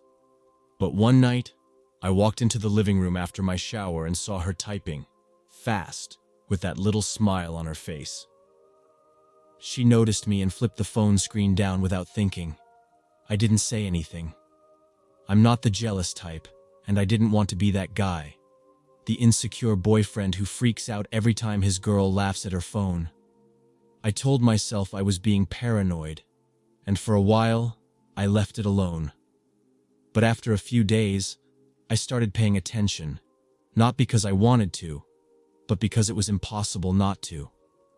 The texts were always after gym sessions. Always late at night, when she thought I wasn't paying attention. I caught her deleting a whole conversation once when she thought I was brushing my teeth. And when I asked who she was talking to, she said it was just her trainer sending reminders for the next day. It didn't sit right, but I let it slide. One weekend, I was out grabbing beers with a buddy of mine, a guy who also hit the same gym. We were talking about random stuff, cars, work, usual guy talk, when he kind of offhand mentioned seeing my girlfriend at the gym cafe after her session. He didn't think anything of it, just said she was sitting with one of the trainers, laughing over smoothies. Said they looked pretty friendly, maybe a little more than friendly. It wasn't like he was trying to stir shit up, and I could tell he didn't think it was a big deal. But it hit me wrong, like a punch in the stomach. I didn't say much to him, just nodded and changed the subject, but my mind wouldn't let it go. That night, I couldn't sleep. Every little thing started clicking into place. The late texts, the deleted messages, the way she suddenly cared about how her leggings fit, the jokes she made about her funny trainer. I knew I couldn't keep sitting on it. I needed to see for myself. The next day, I left work a little early and drove straight to her gym. I knew she had an evening session, and I wanted to catch her off guard. No warning, no text to ask where she was. I parked across the street where she wouldn't see my car and waited. It was a nice place, big glass windows, sleek black signage, people constantly going in and out in workout gear. I sat there for a while, watching groups of people leave, some alone, some in pairs. I wasn't even sure what I was looking for, but my gut was tight, and I couldn't shake the feeling that I was about to see something I didn't want to see. Finally, I spotted her. She came out through the front doors, laughing at something the guy next to her said. Tall dude, probably a few years older than me, built like someone who lived in the gym. Black gym shorts, gray hoodie, expensive sneakers. I recognized him immediately from the gym's social media. They used him in their ads all the time. They weren't holding hands or anything, but they were close, walking side by side like they knew each other well. Too well. I stayed in my car, not ready to confront anything yet, just watching. They headed down the street together, not in any rush, like they'd done this before. I followed at a distance, keeping my head low, heart pounding in my ears. It felt stupid, like some scene from a bad movie, but I couldn't stop myself. I had to know. They turned the corner and walked into this little cafe. Nothing fancy, just one of those places with chalkboard menus and overpriced coffee. I parked and walked past the window, glancing inside just long enough to see them sitting at a corner table. They were leaning in close, her hand on the table near his, both of them smiling like they didn't have a care in the world. I didn't go inside. I wasn't ready. Instead, I walked back to my car, sat there with my hands on the wheel, and tried to calm down. There was a part of me still hoping I was wrong, that this was just some friendly trainer-client thing. But the way she looked at him, I hadn't seen her smile at me like that in months. I drove home, didn't say anything when she got back later that night. I needed time to think, to figure out what I was going to do. The next day, though, I knew I couldn't just sit there wondering. I told myself I'd go to the gym, see them together, and maybe it would all make sense. Maybe I was overreacting. I walked into the gym right around the time her session was supposed to end. The place was bright, clean, smelled like disinfectant and sweat. People were everywhere, running on treadmills, lifting weights, stretching on mats. I spotted her near the back, by the squat racks. She was laughing at something, head thrown back, hair tied up, her water bottle balanced on her hip. The trainer was next to her, leaning against the rack, arms crossed, smiling like they had some private joke. They didn't see me at first, and I just stood there, blending in with the crowd. My hands were in fists, nails digging into my palms. When they finally turned to walk toward the exit together, I followed. I didn't call out to her. I just walked, close enough to hear them, far enough not to be noticed. Outside, they headed to the parking lot, toward a bright yellow Mustang I hadn't seen before. I kept walking, my legs moving on autopilot, my stomach twisting up tighter with every step. I walked faster, not even thinking anymore, just moving. They were standing by his car, talking low, her hand resting on his arm like it belonged there. I didn't even stop to think about what to say. I just walked straight up to them. "What the hell is this?" My voice came out louder than I expected, but I didn't care. My heart was pounding so hard I could barely hear myself. She jerked her hand back like she'd been caught stealing, but the trainer? He didn't even flinch. He just turned around, leaned back against the Mustang like I was nothing. "You lost or something?" he said, his voice flat, bored, like I was wasting his time. I stepped closer, my hands shaking, but I kept my voice steady. "I'm her boyfriend. What the hell's going on here?" She opened her mouth, but nothing came out. She looked at him, then back at me, like she was trying to figure out whose side she was on. Before she could say a word, he cut in. "Why don't you walk away, man? This doesn't have to be a thing." My whole body went tight. "A thing? You're screwing my girlfriend and I'm supposed to walk away?" He stepped forward, right into my space. "I'm gonna say this once. Leave. You're embarrassing yourself." I don't know what snapped inside me, but I shoved him. Hard. He barely moved, just smiled like I was a joke. Before I could say anything else, he grabbed the front of my shirt and yanked me forward, so fast my feet barely caught up. "You want to do this here?" His breath was right in my face, and for a second, I saw something in his eyes. Not anger, not even annoyance. Just cold, calm certainty. Like he'd done this before, like he already knew how it would end. I swung first. Stupid. My fist glanced off his shoulder, and before I could pull back, his elbow caught me square in the jaw. Stars exploded behind my eyes, and I staggered back, my heel catching on the curb.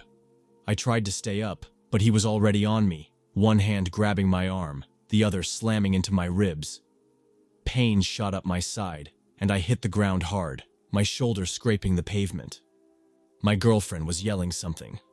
My name, maybe. But I couldn't focus on her voice. All I saw was his foot coming down toward me. I twisted at the last second, and it clipped my hip instead of my stomach. "Stay down," he said, his voice calm, like he was giving me advice. I didn't. I pushed up, grabbed his leg, tried to yank him off balance. It worked for a second. He stumbled back, but he was faster, stronger. His knee came down into my back, driving me flat to the pavement. I felt the crack before I heard it. A sharp, unnatural pop deep in my spine. Fire exploded through my lower back, down both legs, like someone had driven a nail into my nerves. My hands clawed at the asphalt, but nothing below my waist would move. I couldn't even scream. The air was gone from my lungs, my chest locked up tight. All I could do was lie there, face pressed to the pavement, listening to my girlfriend's voice rise into full panic. "Stop it! Stop it! You're hurting him!" Her sneakers scuffed the ground near my head, but she didn't touch me. He stood over me, breathing hard. "He started it," he said. Like that settled it. Then he turned and walked to his car, yanking the door open. "Get in," he told her. She didn't move at first. She just stood there, looking down at me. For a second, I thought she might help me, might at least call an ambulance, but then he said her name, just her name, and she turned away. The engine roared to life, and the Mustang peeled out, leaving me face down in the parking lot. I don't remember the ambulance arriving. I don't remember the ride to the hospital, or the doctors cutting off my clothes in the ER. The next thing I remember is waking up in a hospital bed. Bright lights burning my eyes, tubes in my arms. My whole body feeling disconnected, like my legs weren't even part of me anymore. The doctor didn't sugarcoat it. "Spinal fracture," he said. "The damage is severe. How long till I can walk?" My voice cracked when I asked, like I already knew the answer. He didn't lie. "We'll do everything we can, but you need to prepare for the possibility that you may not regain mobility." I was too tired to even get angry, too broken to cry. She came by twice, maybe 3 times. First time, she cried a lot, said she was sorry, said she didn't mean for any of this to happen. I couldn't even look at her. Second time, she didn't cry. Just stood there, arms crossed, like she was doing me a favor by showing up. I asked her straight out if she was still seeing him. She didn't answer, but the silence was enough. She stopped coming after that. Now I'm back at my mom's place, in the same room I grew up in, except now it's got a hospital bed and a lift chair and all these gadgets to help me do basic stuff like getting in and out of bed. My mom does her best, but I see the look on her face every time she helps me into the chair, the mix of pity and helplessness. My old friends, they're good guys. They set up a fundraiser, tried to raise money for therapy, maybe a trip to some specialist. People were generous, but the doctors are blunt. The damage is done. Best case, I'll get some upper body strength back. Worst case, I'm like this for life. The worst part isn't the pain, or the chair, or even needing help to take a piss. It's the memories. The moment I stepped into that gym parking lot, the exact second I decided I needed answers. That's the second my whole life ended. 1 second of pride. 1 second of anger. That's all it took. Now I sit in my old bedroom, watching the days crawl by, wondering how much longer until the next second. the one that finally ends everything.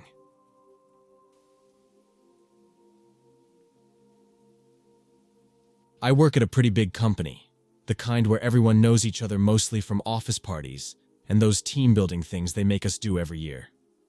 It's the type of place where people don't really hang out much outside work, but at events, everyone gets a little too comfortable after a few drinks.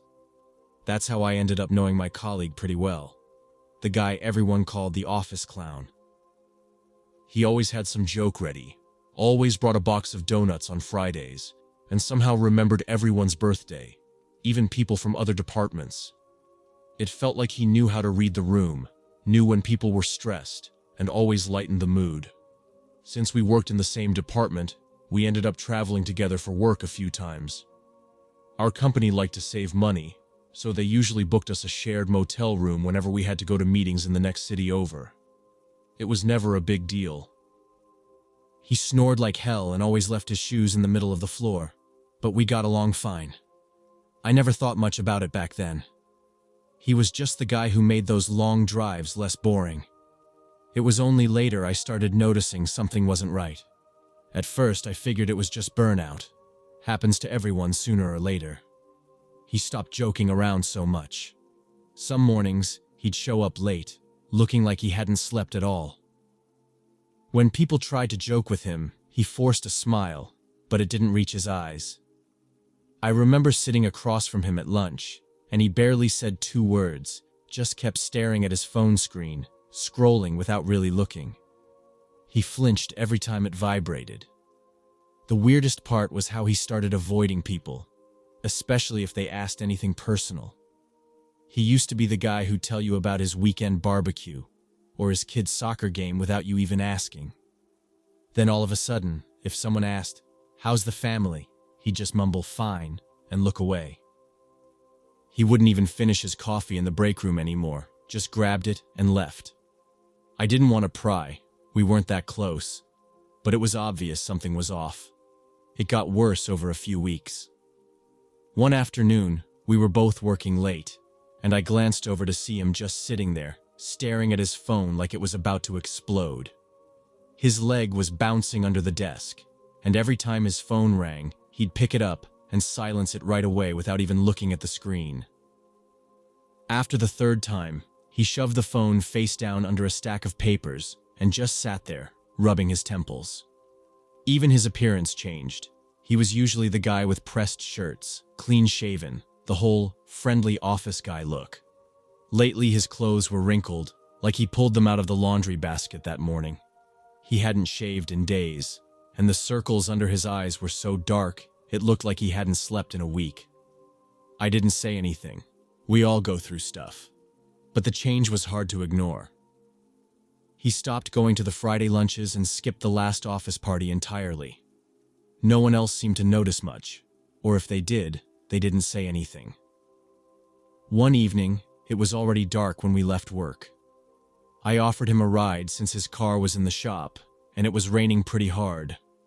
We didn't talk much at first, just the usual griping about traffic and weather. But then out of nowhere, he said, "I screwed up." Just like that. No warning, no context. I asked what he meant, and he took a long breath, like he was trying to decide how much to say.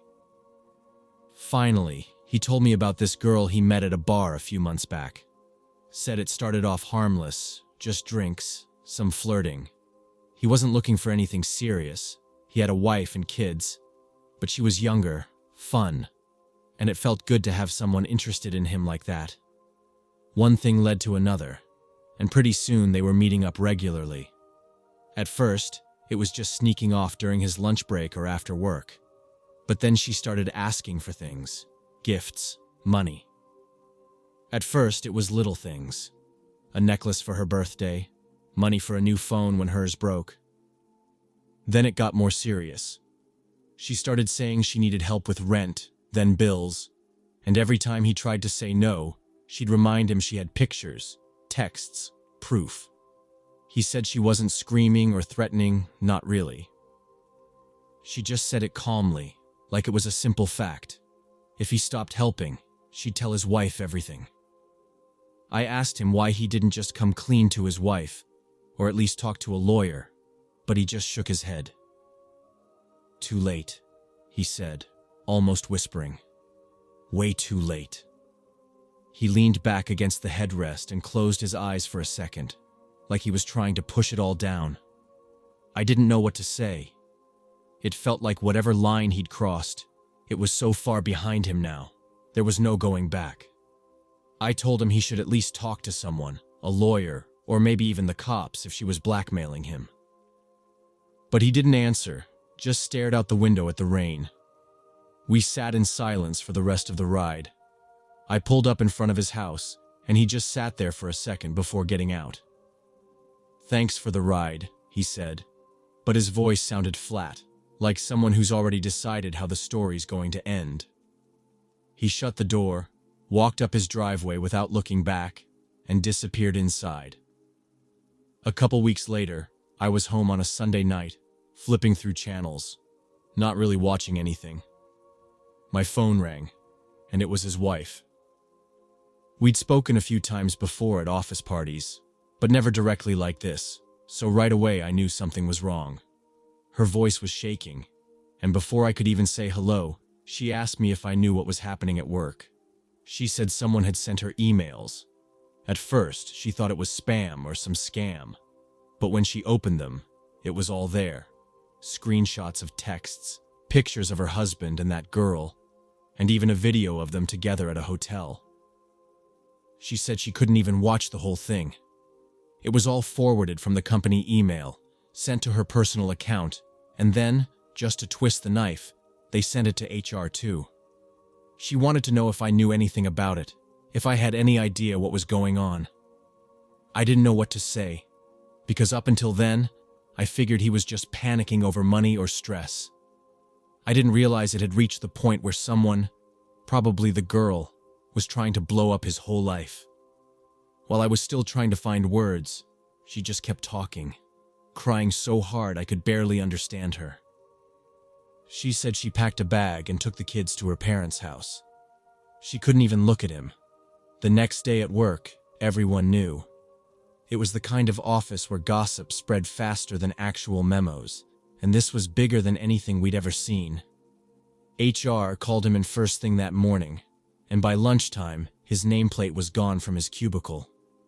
A few people tried to act surprised, like they couldn't believe it, but you could tell most of them were enjoying the drama a little too much. Nobody said anything directly to me, but I saw the looks when people figured out I was probably the only one who knew about the affair before everything exploded. I kept my head down and got through the day, but it was impossible to ignore the tension in the air. His wife didn't come back to the office. He didn't either. By the end of the week, they'd sent out one of those vague emails about personnel changes, and just like that, he was gone. I didn't hear from him for a while after that. I figured he was lying low, trying to figure out what to do next.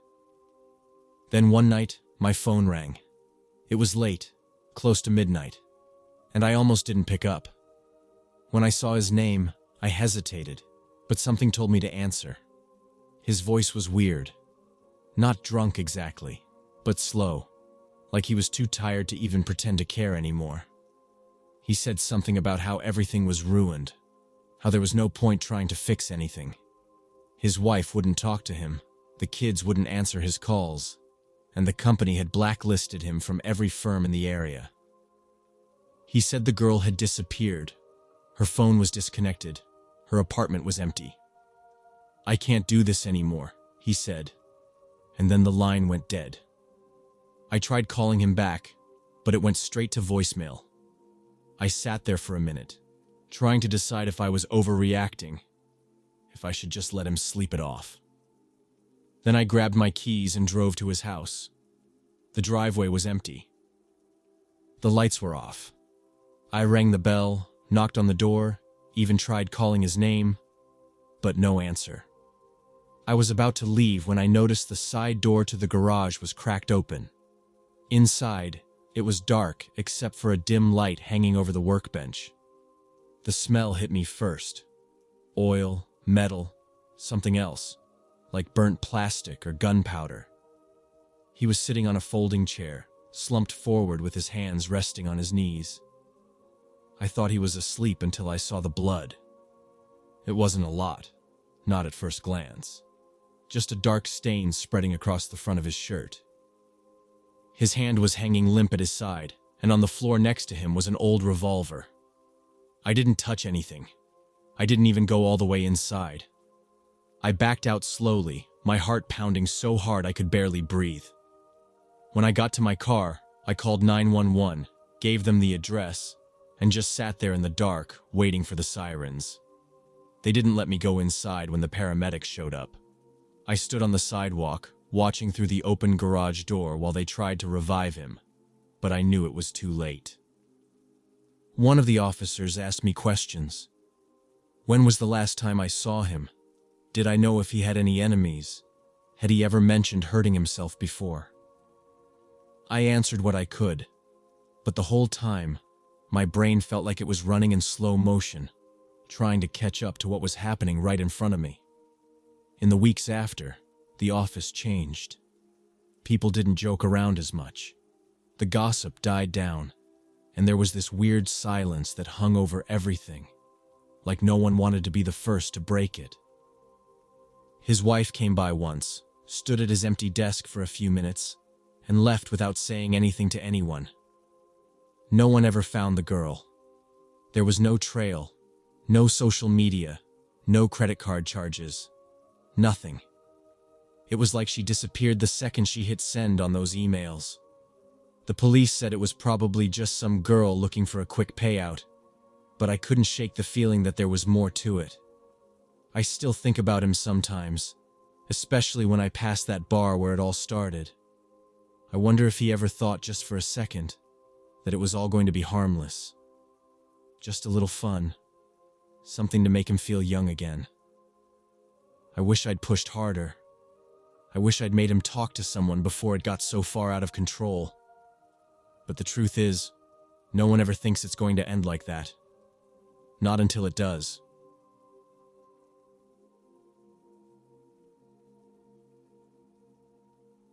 I never thought I could do something like this to my own wife, but things between us were falling apart for months. We were fine on the surface, nothing dramatic, no big fights, but the distance kept growing. She started coming home late more often, always had some excuse about meetings running over or deadlines at work. I tried not to think too much about it, but there were nights I sat in the living room with the TV on low, just waiting for her key in the door. She'd come in, say she was too tired to eat, shower quick, then go straight to bed. Even when I followed her, she'd already be half asleep or pretend to be. There wasn't much left between us, at least it felt that way. One weekend, a coworker invited me to some birthday thing. My wife said she'd try to come but ended up canceling last minute. Said she had to catch up on work emails. I went alone, figured I'd have a few drinks and leave early. That's where I met her. The woman I should have never talked to in the first place. She wasn't anyone special, just some friend of a friend, standing near the drinks table, laughing at some dumb joke someone made. I wasn't even trying to be friendly, but she started talking to me first, asking what department I worked in, stuff like that. It was all harmless. She wasn't even flirting, just chatting like people do when they're stuck at some party where they barely know anyone. We ended up standing outside at one point, both trying to get some air after the room got too loud. She lit a cigarette, offered me one. I said no, but we kept talking. I don't even remember everything we said, just normal stuff. Where we grew up, how we both hated our commutes, whatever. It felt good though, like someone actually saw me again. I didn't plan on seeing her after that night, but she found me on Instagram the next day. We started messaging, nothing crazy at first. A funny meme here, a comment about work there. I told myself it was fine, just some online thing, no big deal. But then we grabbed coffee one afternoon. She worked in the same business district, so it was easy to meet up by accident. I didn't tell my wife, but I didn't think much of it either. Coffee turned into a drink after work. One drink turned into 3. Before I knew it, I was texting her every morning before I even said good morning to my wife. I could have stopped there. I knew I should have. But it was like something in my head flipped. She made me feel like I was still interesting. Like someone actually wanted to hear what I had to say, even if it was just complaining about my boss or how crowded the trains were. We joked around a lot. Little inside jokes that started to feel more real than anything I had at home. The first time we crossed the line, I didn't even think about it until after it was over. We'd met up for lunch, ended up in her car, parked at some side street near her office. It was fast, awkward. Neither of us talked much after. I thought maybe it was just a mistake we'd both pretend never happened. But a few days later, she asked if I could meet her after work. We found some cheap motel along the highway, the kind with faded curtains and a vending machine that barely worked. It was easier than I expected, lying to my wife about where I was going. We met there again the next week, and the week after that. I knew it was wrong every time I walked up those stairs to the room, but I kept telling myself it wasn't serious. She didn't ask me to leave my wife, didn't demand anything. We were just two people escaping reality for an hour here and there. That's what I told myself. She was always laughing, always making fun of how bad the coffee was or how the TV remote was sticky. She never made it feel heavy, never pushed for anything more, and I think that's why I kept going back. But then one night after, when we were getting dressed, she said something about how nice it would be to take a real trip together, not just some trashy motel. I laughed it off, but her face didn't match her voice. There was something there, something I tried to ignore. I started pulling back after that. I answered her texts slower, made excuses about work when she asked to meet up. I knew it was time to stop, that I was already in too deep. One night I just told her straight. I needed to fix things with my wife. I said it like that. Real simple, no big speech.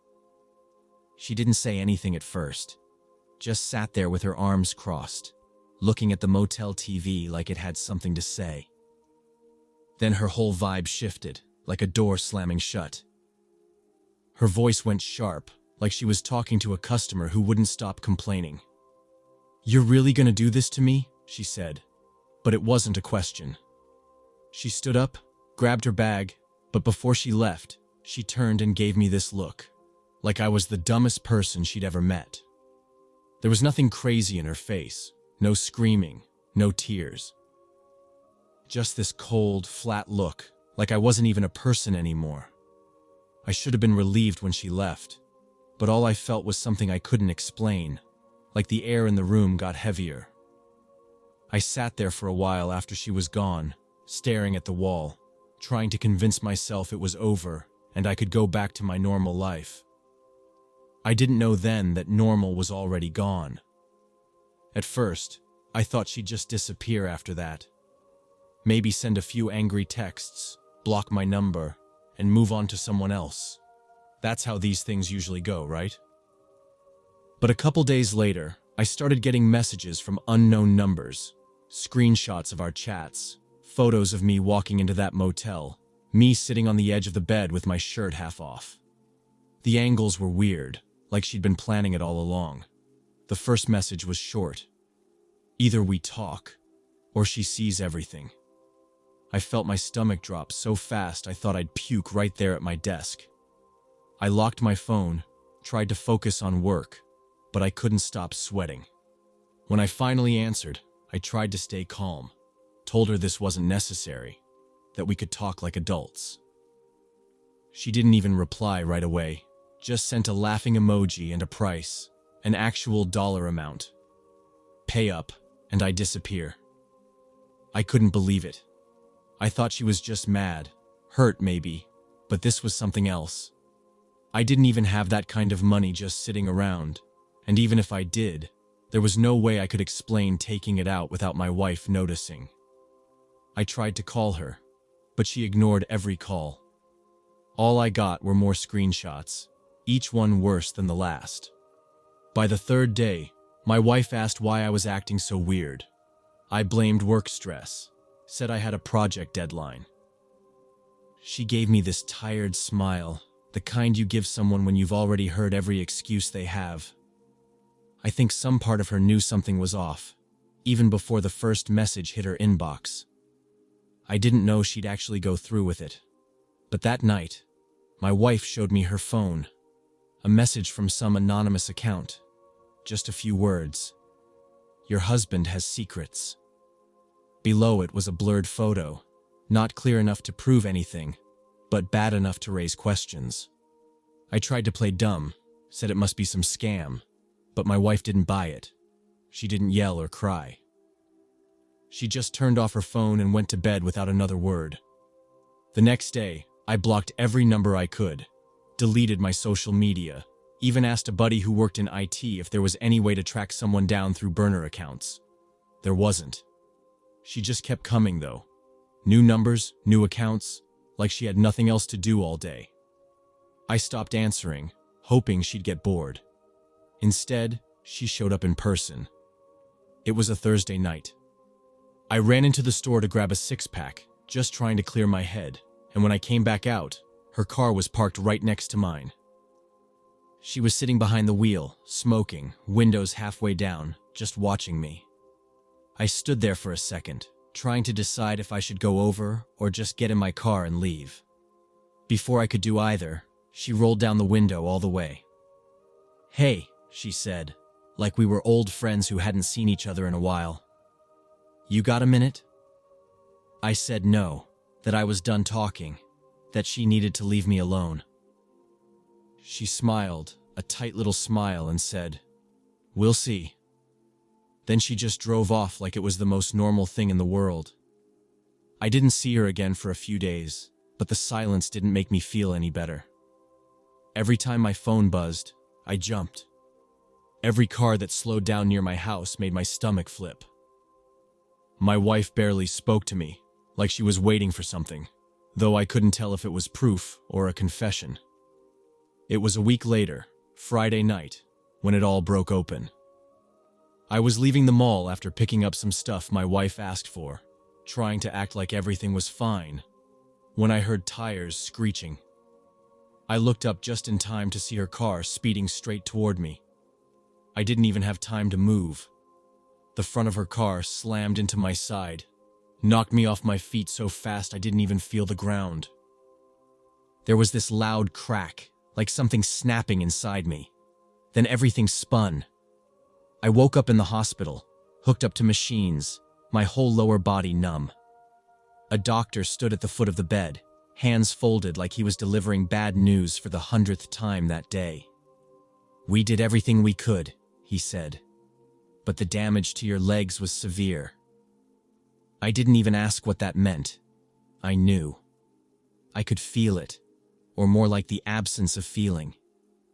The police came later, asking questions I couldn't answer. There were no cameras in that part of the parking lot, no witnesses who saw it clearly enough to say whether it was an accident or not. She told them I jumped out in front of her car, said she was just there shopping, same as me. They had no proof it was anything else. She walked away clean. Now I'm stuck in this chair, in a house that doesn't even feel like mine anymore. My wife stayed for a while, helped me with the physical therapy, drove me to appointments. But there was nothing left between us by then. Whatever was broken before the accident was shattered now. She moved out a few months later, went back to her parents' place. I haven't heard from her, my old friend, since the accident. Some people say she moved to a different city, maybe even a different country. I don't really care. She took my legs, my marriage, and the life I thought I'd have. That's enough. Most days, I sit here by the window, scrolling through forums, reading stories from other guys who thought they could have a little fun on the side and keep their lives intact. They never think it'll catch up to them until it does. Sometimes, I write my own story, warning them not to be like me, not to mistake attention for love or excitement for a way out. Because no matter how it starts, it always ends the same way, with nothing.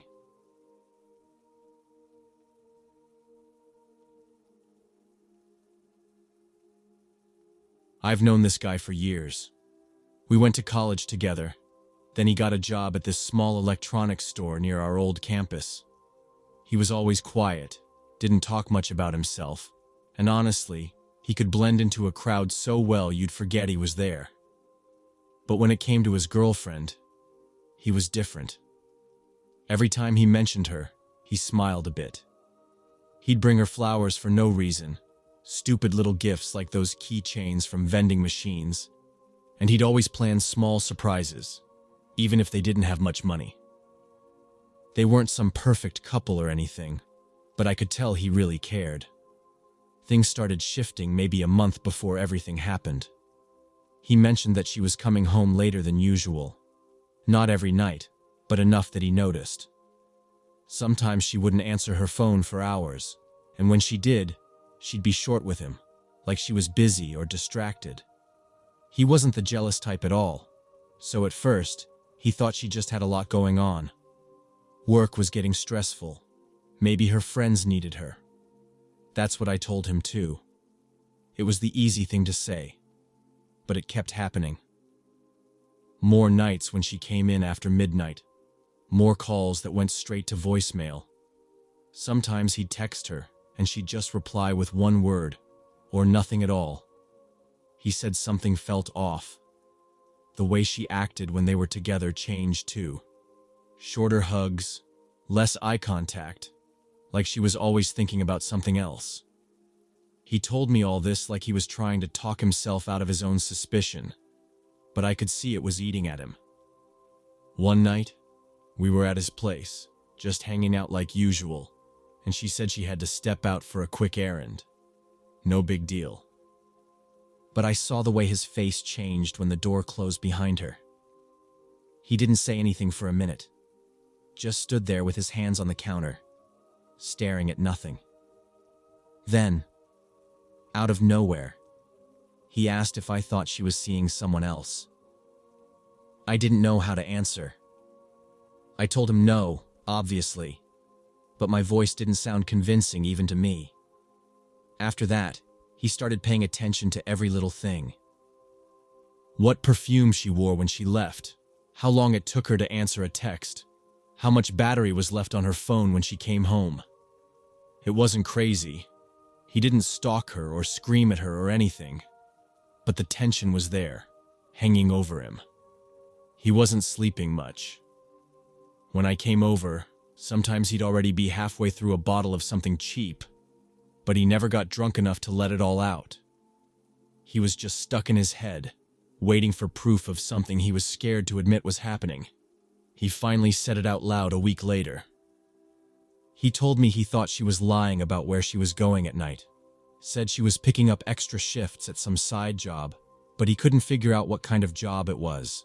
No details, no schedule, nothing. She just came and went, always saying it was work. I tried to be the reasonable one. Maybe it's freelance, maybe she's helping a friend with something, maybe it's embarrassing and she doesn't want to say. But he wasn't buying any of it. That's when he asked me to help him follow her. Not in a creepy way, at least that's how he phrased it. He just wanted to know if she was actually going to work, or if there was something else. He looked exhausted when he asked. I didn't want to do it, but he was my friend, and I figured maybe if he saw her just working somewhere boring, he could finally get some peace. We waited until her usual work shift the next night. She left around 9:30, said she'd be back after midnight. We gave her a little head start, then got in my car. It felt stupid even then. Two grown men trailing his girlfriend like we were in some bad movie. We didn't even have a plan, just hoped we wouldn't lose her at the first red light. She didn't go far. Just across town, maybe a 15-minute drive, to a part of the city neither of us really hung out in. A couple bars, a gas station, some apartments with cracked windows. We parked a block back, watching her car pull into a lot next to this rundown motel. I still remember the flickering neon sign. Half the letters were out, so it just said, "Hotel." She got out and went inside like she'd been there before. No hesitation, no looking around. She knew exactly where she was going. My friend's hands were on his knees, fingers digging into his jeans so hard I thought they'd rip. He didn't say anything at first, just stared at the door she'd disappeared through. I asked if he wanted to leave, if maybe this was some misunderstanding, but he was already opening his door. We didn't follow her inside. He wanted to wait, to see if anyone else showed up. It didn't take long. Maybe 10 minutes later, a car pulled in. Brand new, shiny black with plates that didn't match our state. Some guy stepped out, suit, expensive shoes, not the kind of guy who just casually ends up at a place like this. He walked in like he owned the place. My friend didn't even breathe. He just sat there, gripping the steering wheel, staring straight ahead. We stayed for almost an hour. Lights flickered on in one of the rooms, second floor, curtains half drawn. My friend just watched, silent the whole time, like his body was there but his mind was somewhere else. I kept telling him to wait, to go home, to talk to her first, but I could tell it wasn't sinking in. His hands were shaking, but not from cold. The guy left first, adjusting his tie in the reflection of his car window before he drove off like nothing happened. My friend didn't move, even after the taillights disappeared down the street. When she finally came out, she looked around once, maybe checking for anyone she knew, then drove home like it was just another normal night. I drove my friend home too. Neither of us talked on the way. Every time I glanced at him, his jaw was clenched so tight I thought his teeth might crack. I told him to wait until morning, to ask her about it when he was calmer. I told him there could be a reason, even though I didn't believe that myself. But he just sat there, hands in his lap, looking out the window without blinking. When I dropped him off, he didn't say goodnight. He just got out of the car, stood there on the sidewalk for a second, then went inside. That was the last quiet moment before everything went to hell. The next morning, he called me way earlier than usual. His voice was flat, like he hadn't slept, like he'd been sitting in the dark all night waiting for the sun to come up. He asked me to pick him up, said he wanted to go back to the motel. I tried to talk him out of it, told him there was nothing to see, but he just kept saying he had to. I should have refused. I should have said no. But I was worried about what he'd do if I didn't come. When I got there, he was already standing on the curb, dressed in the same clothes from the night before. He got in without a word, just stared out the window while I drove. It felt like we were going to a funeral. Neither of us spoke the whole way there. The parking lot was half empty when we pulled in, just a couple cars that probably belonged to people who'd been there all night. My friend was out of the car before I even turned off the engine, walking straight to the door of the room we'd seen the night before. He knocked once, hard, and didn't wait before knocking again, louder this time. I was still by the car, watching like I wasn't sure if I should follow. When the door opened, his girlfriend was standing there, barefoot, wearing someone else's t-shirt. Her hair was messy, her face went pale the second she saw him. Behind her, the guy from the night before stepped into view, shirtless, looking more annoyed than surprised. My friend didn't say a word. He just pushed past her into the room, and that's when the shouting started.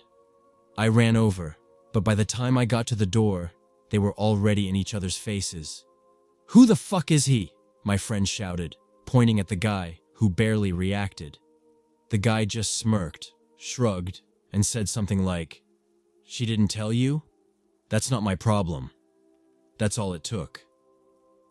My friend swung first, caught the guy right in the jaw, and they crashed into the cheap dresser by the wall. The girlfriend was screaming, trying to pull them apart, but neither of them was stopping. I grabbed my friend's arm, trying to drag him back, but they were both too far gone. The guy shoved him hard, and my friend stumbled back into the wall. That's when I saw the guy grab a beer bottle from the table, the only thing close to his hand. He didn't even hesitate. just smashed it on the edge of the table and lunged at my friend with the broken glass still in his grip. It happened so fast I barely registered what I was seeing.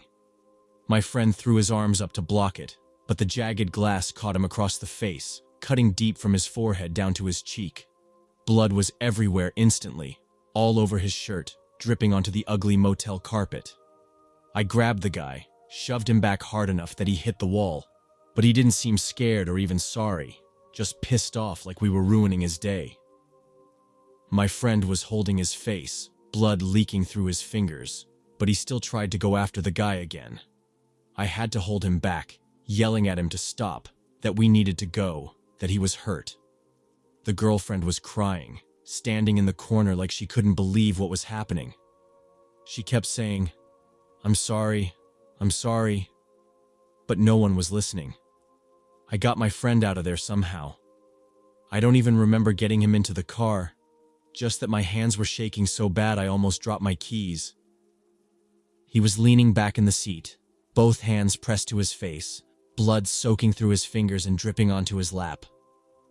We drove straight to the ER. He didn't talk the whole way there, just made these low sounds like he was trying not to scream. They took him in right away, and I sat there in the waiting room, his blood still on my shirt, wondering how the hell we'd ended up here. The doctors came out after a while, saying they'd stitched him up, but the glass had done serious damage, deep cuts, nerve damage around his eye. They couldn't say yet if he'd lose vision completely, but it wasn't looking good. A couple days later, it was confirmed. The damage to his eye was permanent. One eye gone, the other barely hanging on. They said even if it healed, he'd need a cane, maybe even a service dog to get around. His life, as he knew it, was over. He moved back in with his mom after that. She was a quiet woman, always kind to me when we were kids, but now her face was tight with worry every time I saw her. She set up the living room for him so he didn't have to go upstairs, bought him a cane, and spent hours helping him learn how to get around the house without bumping into walls. I visited as often as I could, though every time I saw him, it felt like there was less of the guy I used to know. He barely talked, just sat at the kitchen table, running his fingers over the cane like he was still trying to get used to it. Sometimes he'd ask if I'd heard anything about her, if she was still with the guy from the motel. I never lied. Yeah, she was. She came to see him once. I wasn't there, but his mom told me after. Said she stood in the doorway for a few minutes crying, saying she never meant for any of this to happen. My friend just sat there, didn't say a word, didn't even turn his head toward her voice. She left pretty quickly, and that was the last time she showed up. Now, every time I see him, he asks me the same thing. Why did this happen to him? What did he do to deserve it? I never have a good answer. Sometimes I tell him it's just bad luck, that life's not fair. But other times, I sit there in silence, because deep down, I know the truth. He didn't deserve it. No one does.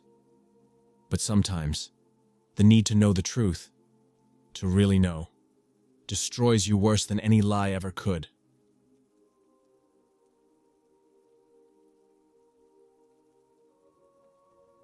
My life felt stable for a long time. We had a modest 2-room apartment, nothing fancy, but enough. My husband worked long-haul trucking jobs, spending most of his time on the road. I stayed home with our toddler, picking up small remote gigs when I could. We weren't rich, but we managed. We had our little traditions, birthdays at home, weekend trips to the park when he was home, cheap pizza nights. It wasn't perfect, but it was our life, and for a while, I thought it was enough. But when you're alone so much, the silence starts to press down on you. The baby napped during the day, and by evening when I put him to bed, it was just me, sitting in that small living room with the hum of the fridge and the occasional car outside. I started spending more time online, just scrolling at first. News, recipes, parenting groups, the usual. Then I got into a couple of local community chats. It was easier to talk to people there than trying to make mom friends in real life. One day, this guy replied to something I posted. It was just some dumb joke about toddlers refusing to nap. He said something funny back, I can't even remember what, but it made me smile, and I replied. That's all it was at first. He wasn't flirty right away. We just talked about random stuff, local news, work, how annoying it was when delivery guys rang the bell right when you got the baby down. His profile picture was a landscape, no photo of him, which I liked at first. It felt less personal, less serious. I told myself he was just some bored guy killing time online, like me. But I started noticing how fast he replied whenever I was online, like he was waiting. And I started waiting too. My husband would call every night from the road. Quick check-ins, tired updates about traffic, bad weather, a weird gas station story. It was enough to cover the basics, groceries, bills, the baby's new word, but not enough to feel connected. I didn't even blame him. His job was exhausting. I never told him about the guy online. It felt harmless, and saying something would only make it weird. The first time I realized things were shifting, it was so small. I almost missed it. The guy online sent me a private message instead of replying in the group chat. Just a silly meme, nothing flirty, but the fact that it was private felt different. I responded. We started messaging more, outside the group, just the two of us. At first, it was innocent, still jokes, still harmless. Then it wasn't. It was little things, a compliment here, a wish I could see that smile there. I should have stopped. I didn't. It felt good, and I told myself it didn't mean anything because we were just words on a screen. The day he asked if I wanted to meet for coffee, I said no. I wasn't stupid. But the next time he asked, I said maybe. And the time after that, I said yes. My husband left for a 3-week route, and after the first few days of the usual calls and texts, things got quiet again. That's when I said yes to the coffee. It was a little roadside cafe, the kind truckers stop at, but not too close to our neighborhood. I left the baby with my mom for the afternoon. I felt guilty even before I got there, but not guilty enough to turn back. He was already sitting at a corner table when I walked in. Average guy, early 40s maybe, nothing special about him. I remember thinking that was good, like it made the whole thing less dangerous. We sat, we talked, we drank coffee. It felt almost normal. After an hour, I left. That should have been the end. It wasn't. The next day, I found myself waiting for his messages again. He didn't push for anything, just kept up the jokes and stories like always. The second time we met, it felt easier. I stopped checking over my shoulder so much. We sat in his car after coffee, just talking. His hand brushed mine, and I let it. By the third time, I started to believe maybe I wasn't such a bad person. Nothing serious had happened. Nothing I couldn't pull back from. But I knew, deep down, this was the start of something that could break everything apart. We met 2 more times while my husband was gone. Never at my place, always the cafe or his car. Each time, I felt the edge getting closer. One bad decision away from no turning back. The last time he asked if I wanted to go somewhere quieter. I said no, and I meant it. He didn't argue, didn't push. He just said, next time. Like it was already decided. I went home that night and sat in the living room after the baby went to bed.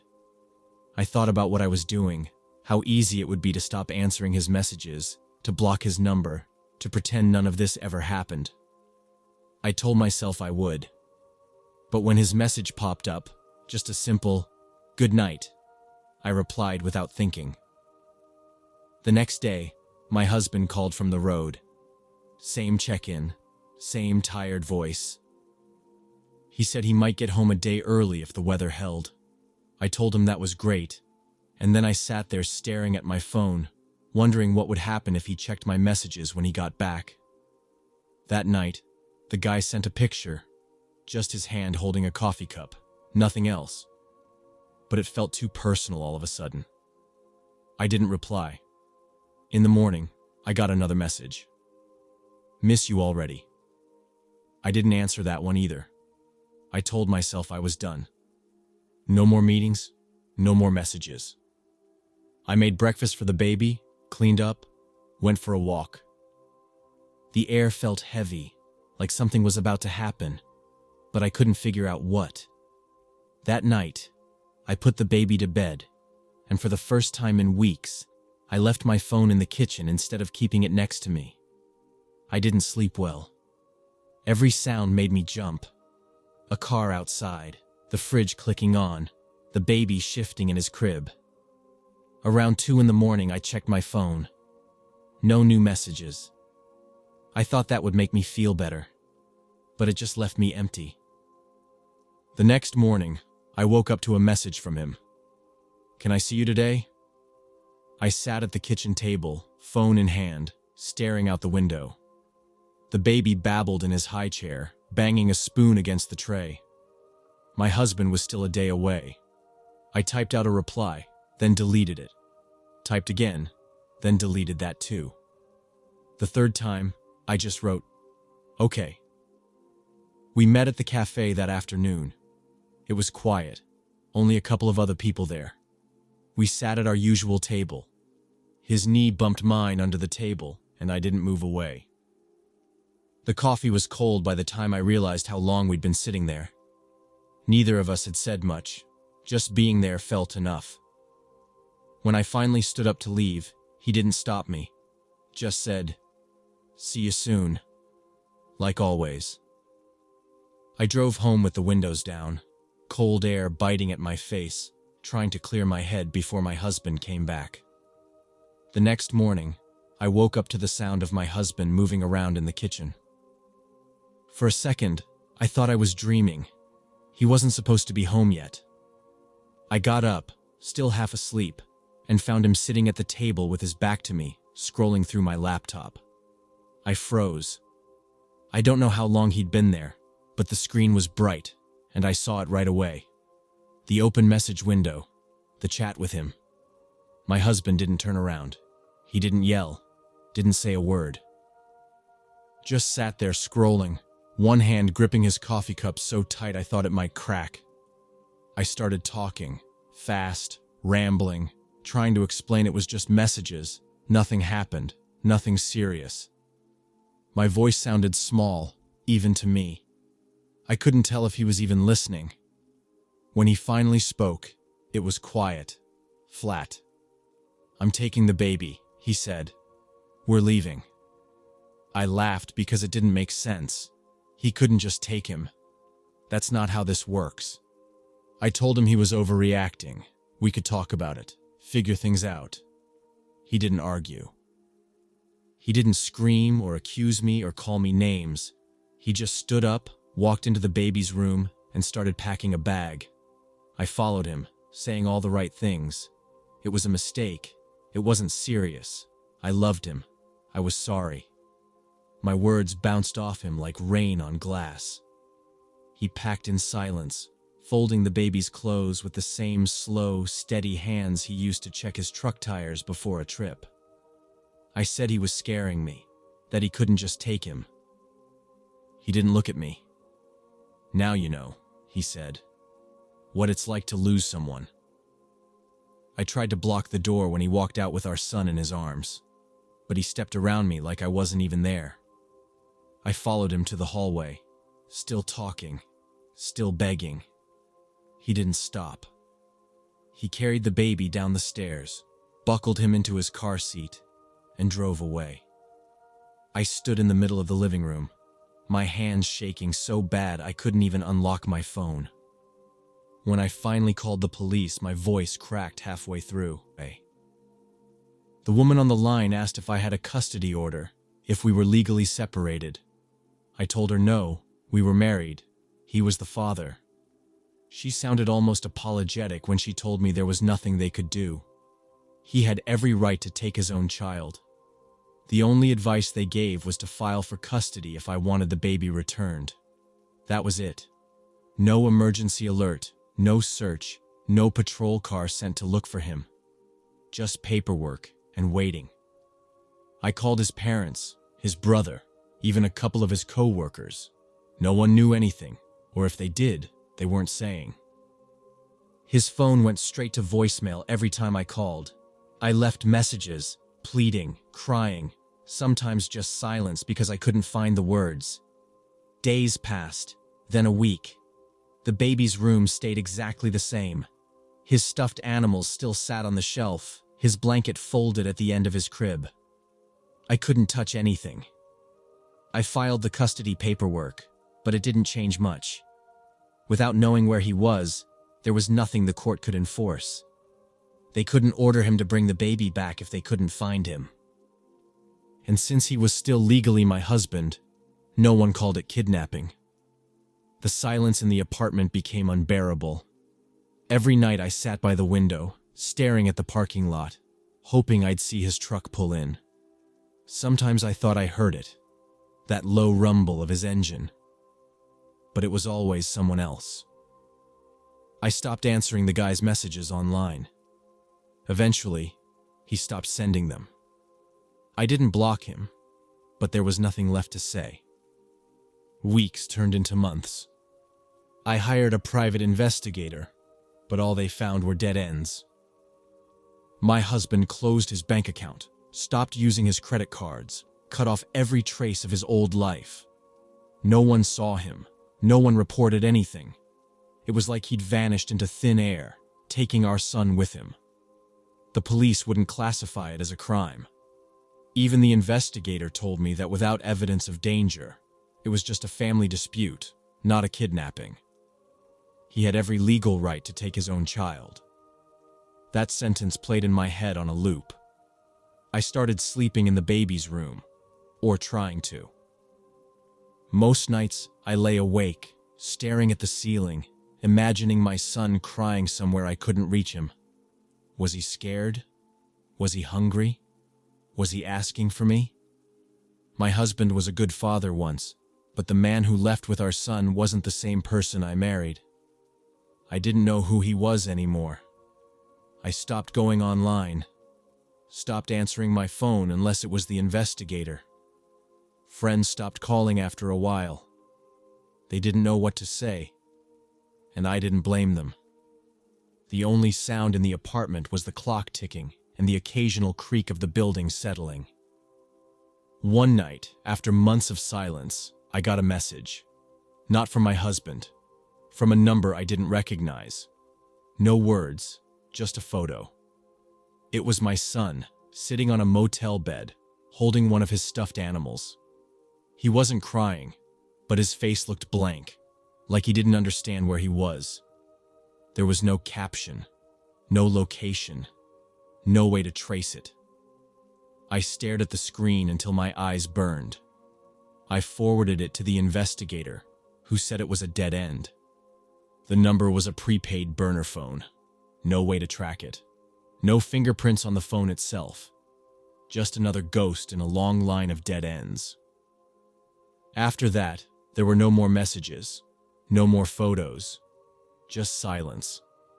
My husband and my son were gone, swallowed by the road, and no matter how many calls I made, doors I knocked on, or files I submitted, no one could, or would, help me bring them back. The apartment stayed the same. The crib, the toys, the half-finished mural on the wall. I couldn't bring myself to pack any of it away. It felt like giving up, like admitting they were never coming back. Every night, I sat by the window, watching the parking lot, waiting for headlights that never came. I told myself I'd see him again, that one day the truck would pull in, and my son would be asleep in the back seat, and everything would somehow go back to normal. But deep down, I knew. Some things break so quietly you don't realize they're shattered until you're standing in the middle of the pieces, bleeding, with no way to put them back together. I'm still waiting.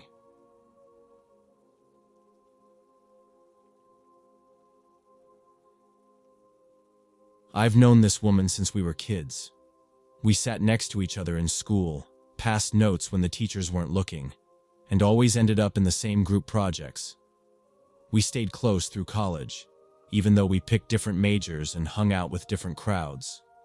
After graduation, she married this guy she met during her last year, some quiet, dependable type who studied engineering or something like that. She used to talk about their relationship like it was the gold standard, always telling me how lucky she was to have found someone so reliable, so normal. No drama, no big fights, just a steady, comfortable life. For a while, that was exactly how it looked from the outside. They bought a small house on the edge of town, one of those identical little places with a narrow yard and a gravel driveway. They got a dog, some scruffy rescue mix that always barked too much when anyone came to the door. Most weekends, I'd end up at their place, sitting in their living room while my friend pulled some kind of pie or cookies out of the oven. Her husband would be in the armchair, half watching the local football game, half chatting with us. It was all very normal.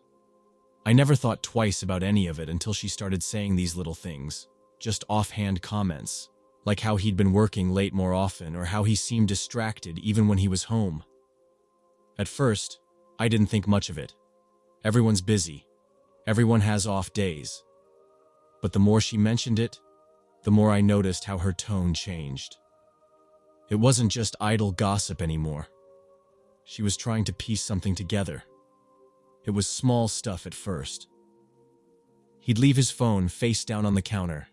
He'd step outside to take calls instead of answering in the living room. Sometimes he'd come home smelling like some sharp cologne she didn't recognize. There were also nights where he'd say he was stuck at work, but when she called the office, no one picked up. She wasn't the confrontational type, so she didn't press him, but I could see it eating at her. One night, after we met for coffee, she told me she'd actually sat in the car outside his work just to see if his car was there when he said he was working late. It wasn't. She laughed when she told me, like it was some silly impulse, but her hands were shaking a little when she stirred her drink. I told her she should just ask him directly if something was going on, but she shook her head and said she didn't want to sound crazy if it was nothing. I started seeing her less after that. She'd cancel plans at the last minute or just not reply for a few days. When I did see her, she looked tired, like she wasn't sleeping. Her house didn't feel as comfortable anymore. It was like the air was thinner somehow, like she was always listening for something just outside the room. I wasn't sure if it was her imagination running wild or if something was actually wrong, but the tension was there every time I visited. Then, one afternoon, I showed up at the house unannounced. I'd meant to call first, but I was in the area and figured I'd just stop by. Her car was in the driveway, so I knocked, and when no one answered right away, I let myself in. That's when I saw him. Her husband was in the garage, standing between the workbench and the shelves where they kept old paint cans and camping gear. He had his back to me, talking low into his phone. His voice was sharp, not the way he usually sounded. As soon as I stepped inside the garage, he went completely silent and put the phone down without even saying goodbye. He looked at me, and for a second, it was like he wasn't sure how much I'd heard. I hadn't really caught anything, just a few words I couldn't piece together, but his face was tight, like someone caught halfway through lying. I asked if my friend was home, and he just nodded toward the house without saying anything. I went inside, trying to shake off the awkwardness. She was in the kitchen, folding towels on the counter like she'd been doing it for hours. She looked up and gave me a weak smile, but before I could even ask how she was, she said, "You saw him, didn't you?" I just nodded. She didn't say anything else at first, just kept folding, slower and slower until her hands stopped. She told me later, after a glass of wine and some half-hearted conversation, that she'd been noticing things for months. Lipstick stains on the inside of his shirt collar, perfume that smelled too floral for anything she wore. At first, she told herself they were just accidents, a coworker brushing too close, or maybe some transfer from someone at the store. But it kept happening. And then there were the receipts. She found them in his jacket pocket, tucked between old gum wrappers and crumpled gas station receipts. Dinners at places they'd never been together. A hotel an hour out of town. She couldn't bring herself to look up the hotel, but she kept the receipts in a drawer, like proof she wasn't losing her mind. I asked her why she hadn't confronted him, and she just shook her head. "What if I'm wrong?" she said. "What if there's some explanation, and I ruin everything over nothing?" I didn't have an answer for that. I wanted to tell her it was better to know, but the fear in her voice made it sound like knowing was the last thing she wanted. Instead, she started looking on her own. Late at night, after he fell asleep, she'd go through his phone if he left it unlocked. Most of the time, there was nothing, just work emails and group texts with his old college friends. But sometimes there were messages that made her stomach turn. Short, careful texts with no names, just numbers she didn't recognize. Times and places. No photos, no long conversations, just enough to make her certain something was happening. She even made a fake email account and tried to catch him that way, sending anonymous messages to see if he'd take the bait. He never responded, but it only made her more sure that he was hiding something. Every time I saw her, it was like the tension was pulling her tighter and tighter, until she didn't even look like herself anymore. I told her she needed to talk to him, to just lay everything out and see what he said. She agreed, but I could tell she wasn't ready. She was too afraid of hearing the truth. So instead, she kept digging, kept looking, kept trying to catch him in something she couldn't ignore. The last time I saw her before everything happened, she was sitting at the kitchen table with his phone in her hand, scrolling through his call log. She didn't even look up when I came in. She found everything 2 days later. It was late at night, and he had fallen asleep on the couch with the TV still on. She'd gotten so used to waiting for him to drift off, moving as quietly as possible while she searched his things. This time, she found it all in one place. An email folder he thought was hidden, one she'd missed before. There were messages going back over a year. Some were just brief check-ins, but others were longer. Plans, excuses, inside jokes that made her stomach turn. There were photos too, some taken in their car, in their bedroom, places she thought were theirs alone. The woman was younger, someone her husband must have met at work, or maybe at the gym. There were photos of her too, posing in their bed, wearing one of his shirts. She didn't cry. She didn't scream. She just sat there, reading, scrolling, going through every single message until her eyes hurt. Then she got up, went to the office, and started writing an email. She didn't hold back. She forwarded the emails, the photos, everything, to a whole list of people. His boss, his coworkers, his parents, some of their mutual friends, anyone she could think of. No explanation, no context, just everything laid out for them to see. She hit send, closed the laptop, and went back to bed. He woke up to dozens of missed calls. He knew right away something was wrong, even before he saw the emails. By the time my friend woke up, he was standing in the middle of the living room, phone in one hand, shaking so hard he couldn't hold it still. She didn't say anything, just stood in the doorway watching him. When he finally spoke, his voice cracked. "What the hell did you do?" She didn't answer, just turned around and walked back to the bedroom. The fallout came fast. His boss called first, demanding answers. There were meetings, emails, threats about how this kind of thing could damage the company's reputation. He tried to deny it at first, but there was too much evidence. They told him to take a leave of absence while they evaluated the situation, but everyone knew what that really meant. His reputation was trashed. She expected him to break down, maybe beg for forgiveness. He didn't. Instead, he exploded. smashing a glass against the wall, slamming the door so hard the frame cracked. She locked herself in the bathroom and waited for him to leave. He didn't come home that night, or the next. When he did show up again, he was drunk, the sharp smell of whiskey coming off him in waves. He didn't yell, didn't even look at her. Just grabbed some clothes, muttering to himself, and left again. After that, it was like watching someone fall apart in slow motion.